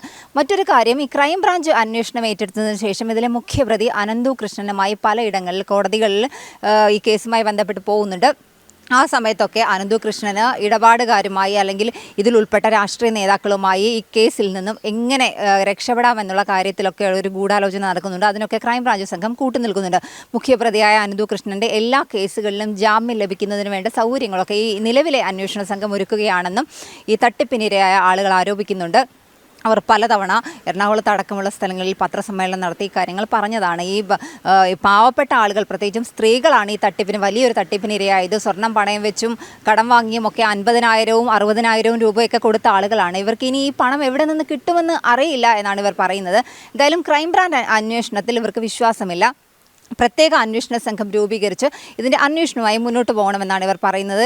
മാത്രമല്ല, ഈ ആനന്ദോ കൃഷ്ണൻ്റെ കടവന്ത്രയിലെ ബാങ്ക് അക്കൗണ്ടുകൾ വഴി 600 കോടി രൂപയുടെ ഇടപാടുകൾ നടന്നിട്ടുണ്ട് എന്നുള്ളത് ഈ ആദ്യം അന്വേഷിച്ച സംഘം കണ്ടെത്തിയിരുന്നു. പിന്നീട് ഈ പണം ആരുടെ അക്കൗണ്ടുകളിലേക്കാണ് ട്രാൻസ്ഫർ ചെയ്തിരുന്നത് എന്ന കാര്യത്തിലേക്ക് അന്വേഷണം കടന്നപ്പോഴാണ് പ്രത്യേക അന്വേഷണ സംഘത്തെ പിരിച്ചുവിട്ടതെന്നും ആക്ഷൻ കൗൺസിൽ ആരോപിക്കുന്നുണ്ട്. എന്തായാലും ഈ ക്രൈംബ്രാഞ്ച് അന്വേഷണത്തിൽ വിശ്വാസമില്ല. പ്രത്യേക അന്വേഷണ സംഘം രൂപീകരിച്ച് തന്നെ ഈ ഒരു വലിയ തട്ടിപ്പിൻ്റെ വ്യാപ്തി പുറത്തു കൊണ്ടുവരണം, തങ്ങളുടെ പണം എങ്ങനെയെങ്കിലും ലഭിക്കണമെന്നുള്ള ഒരു ആവശ്യമാണ് ഈ ആക്ഷൻ കൗൺസിലുള്ളവർക്ക് അല്ലെങ്കിൽ ഈ തട്ടിപ്പിനിരയായ ആളുകൾക്കുള്ളത്. രാഖി.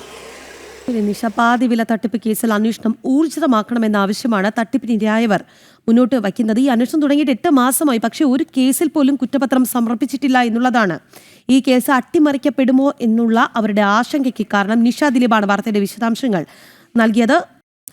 വോട്ടർ പട്ടികയിലെ സമഗ്ര പരിശോധന സംബന്ധിച്ച് ചീഫ് ഇലക്ടറൽ ഓഫീസർമാരുടെ യോഗം ഇന്ന് ഡൽഹിയിൽ. മുഖ്യ തെരഞ്ഞെടുപ്പ് കമ്മീഷണറുടെ അധ്യക്ഷതയിലാണ് യോഗം.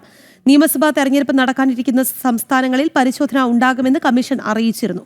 വിവരങ്ങളുമായി ജിഷ്ണു കൃഷ്ണൻ ചേരുകയാണ്. ജിഷ്ണു, ഇലക്ഷൻ കമ്മീഷൻ മറ്റൊരു തയ്യാറെടുപ്പിലാണ് എന്ന് തോന്നുന്നു. കൂടുതൽ സമഗ്രമായ പരിശോധനകൾ ഉണ്ടാകുമെന്നുള്ളതാണോ?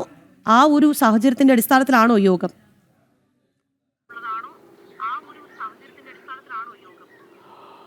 രാഖി, ബീഹാറിൽ വോട്ടർ പട്ടികയിൽ നടന്നതിന് സമാനമായൊരു തീവ്ര പരിഷ്കരണ നടപടിയും പരിശോധനയുമെല്ലാം രാജ്യത്തുടനീളം നടത്തുമെന്ന പ്രതികരണങ്ങൾ നേരത്തെ തന്നെ തെരഞ്ഞെടുപ്പ് കമ്മീഷൻ നടത്തിയിരുന്നു. ഏറ്റവും പ്രധാനപ്പെട്ടത് അടുത്ത നിയമസഭാ തെരഞ്ഞെടുപ്പ് നടക്കാനിരിക്കുന്ന സംസ്ഥാനങ്ങളിൽ ഇത്തരത്തിൽ വോട്ടർ പട്ടികയിലെ സമഗ്രമായ പരിശോധന ഉണ്ടാകും എന്നും തെരഞ്ഞെടുപ്പ് കമ്മീഷൻ അറിയിച്ചിരുന്നു. അതിന് പിറകെയാണ് ഇന്ന് ഡൽഹിയിൽ കേന്ദ്ര തെരഞ്ഞെടുപ്പ് കമ്മീഷണറുടെ നേതൃത്വത്തിൽ ചീഫ് ഇലക്ടറൽ കമ്മീഷണർമാർ യോഗം ചേരുന്നത്. ആ യോഗത്തിൽ തെരഞ്ഞെടുപ്പിൽ ക്രമീകരണവുമായി ബന്ധപ്പെട്ടും ഒപ്പം തന്നെ വോട്ടർ പട്ടിക പരിഷ്കരണം, വോട്ടർ പട്ടികയിൽ വരുത്തുന്ന ഈ പരിഷ്കരണ നടപടികൾ വരുന്ന നിയമസഭാ തെരഞ്ഞെടുപ്പ് നടക്കുന്ന സംസ്ഥാനങ്ങളിൽ ഏത് രീതിയിൽ നടത്തണം എന്നത് സംബന്ധിച്ചുള്ള വിശദമായ ചർച്ചകൾ ഉണ്ടാകും. കൂടാതെ ബീഹാർ നിയമസഭാ തെരഞ്ഞെടുപ്പിന്റെ ഒരുക്കങ്ങൾ സംബന്ധിച്ചും ഈ യോഗത്തിൽ ചർച്ചയുണ്ടാകും എന്നാണ് മനസ്സിലാക്കുന്നത്. ബീഹാറിൽ വോട്ടർ പട്ടിക പരിഷ്കരണത്തിലൂടെ അനധികൃതമായി വോട്ടവകാശം നേടിയിട്ടുള്ള അനധികൃത നുഴഞ്ഞുകയറ്റക്കാരും കൂടാതെ കൃത്യമായിട്ടുള്ള പൗരത്വം അല്ലെങ്കിൽ ഈ വോട്ടവകാശം ഇല്ലാത്ത ആളുകളെ വോട്ടർ പട്ടികയിൽ നിന്ന് ഒഴിവാക്കുന്ന വിപുലമായിട്ടുള്ള ക്രമീകരണങ്ങൾ തെരഞ്ഞെടുപ്പ് കമ്മീഷൻ നടത്തിയിരുന്നു. ഇനി നിയമസഭാ തെരഞ്ഞെടുപ്പ് നടക്കാനിരിക്കുന്ന കേരളവും ബംഗാളും തമിഴ്നാടും ഉൾപ്പെടെയുള്ള സംസ്ഥാനങ്ങളിലും വോട്ടർ പട്ടിക കുറ്റമറ്റതാക്കുന്നതിനുള്ള സമഗ്രമായ പരിഷ്കരണം ഉണ്ടാകും എന്നാണ് തെരഞ്ഞെടുപ്പ് കമ്മീഷൻ അറിയിച്ചിട്ടുള്ളത്. അതിനെതിരെ പ്രതിപക്ഷ മുന്നണികൾ ഇതിനോടകം വലിയ പ്രതിഷേധങ്ങൾ ആരംഭിച്ചിരുന്നു. പ്രത്യേകിച്ച് ബംഗാളിൽ ഈ തീവ്ര പരിഷ്കരണ നടപടി അനുവദിക്കില്ല എന്ന പ്രതികരണമാണ് മുഖ്യമന്ത്രി മമതാ ബാനർജി നടത്തിയിട്ടുള്ളത്. അതായത് ബംഗാളിൽ ഇതിനോടകം തന്നെ BJP ഉൾപ്പെടെ മുൻപോട്ട് വെച്ചിട്ടുള്ള ആരോപണം അനധികൃത കുടിയേറ്റക്കാർക്കുൾപ്പെടെ വോട്ടവകാശം നൽകിക്കൊണ്ട് മമത വോട്ട് ബാങ്കായി സംരക്ഷിക്കുന്നു എന്ന ആരോപണം നിലനിൽക്കുന്നുണ്ട്. അതിൻ്റെ അടിസ്ഥാനത്തിലാണ് അവിടെ ഒരു തീവ്ര പരിഷ്കരണം ഉണ്ടാകുമെന്ന വാർത്തകൾ പുറത്തു വരുമ്പോൾ തന്നെ അത്തരം നടപടികളെ എതിർക്കും എന്ന് മുഖ്യമന്ത്രി മമതാ ബാനർജി സൂചിപ്പിച്ചിട്ടുള്ളത്. പക്ഷേ തെരഞ്ഞെടുപ്പ് കമ്മീഷന്റെ നിലപാട് ശക്തമാണ്. വോട്ടർ പട്ടിക കുറ്റമറ്റതാക്കുന്നതിനും വോട്ടവകാശമുള്ള മുഴുവൻ പേരെയും വോട്ടർ പട്ടികയിൽ ഉൾപ്പെടുത്തുന്നതിനും അനധികൃതമായി വോട്ടർ പട്ടികയിൽ ഇടം നേടിയവരെ പുറത്താക്കുന്നതിനുമുള്ള കർശനമായിട്ടുള്ള നടപടിയാണ് തെരഞ്ഞെടുപ്പ് കമ്മീഷന്റെ ഭാഗത്തുനിന്ന് ഉണ്ടാകുന്നത്. ചീഫ് ഇലക്ടറൽ ഓഫീസർമാരുടെ യോഗം ഇന്ന് ഡൽഹിയിൽ ചേരുകയാണ്. വാർത്തയുടെ വിശദാംശങ്ങൾ നൽകിയത് ജിഷ്ണു കൃഷ്ണാണ് ഡൽഹിയിൽ നിന്ന്.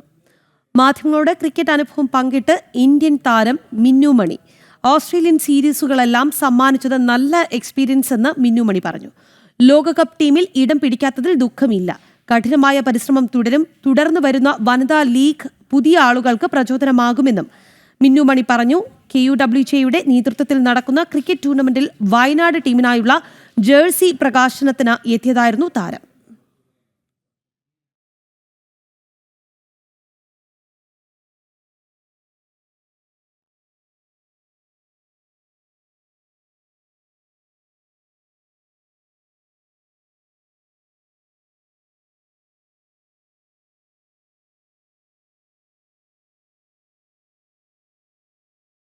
പുത്തൻപുലരിയുടെ സമയം ഇവിടെ അവസാനിക്കുകയാണ്. ചെറിയൊരു ഇടവേളയ്ക്ക് ശേഷം ലൈവ് റിപ്പോർട്ട്സ് കാണാം. നമസ്തേ.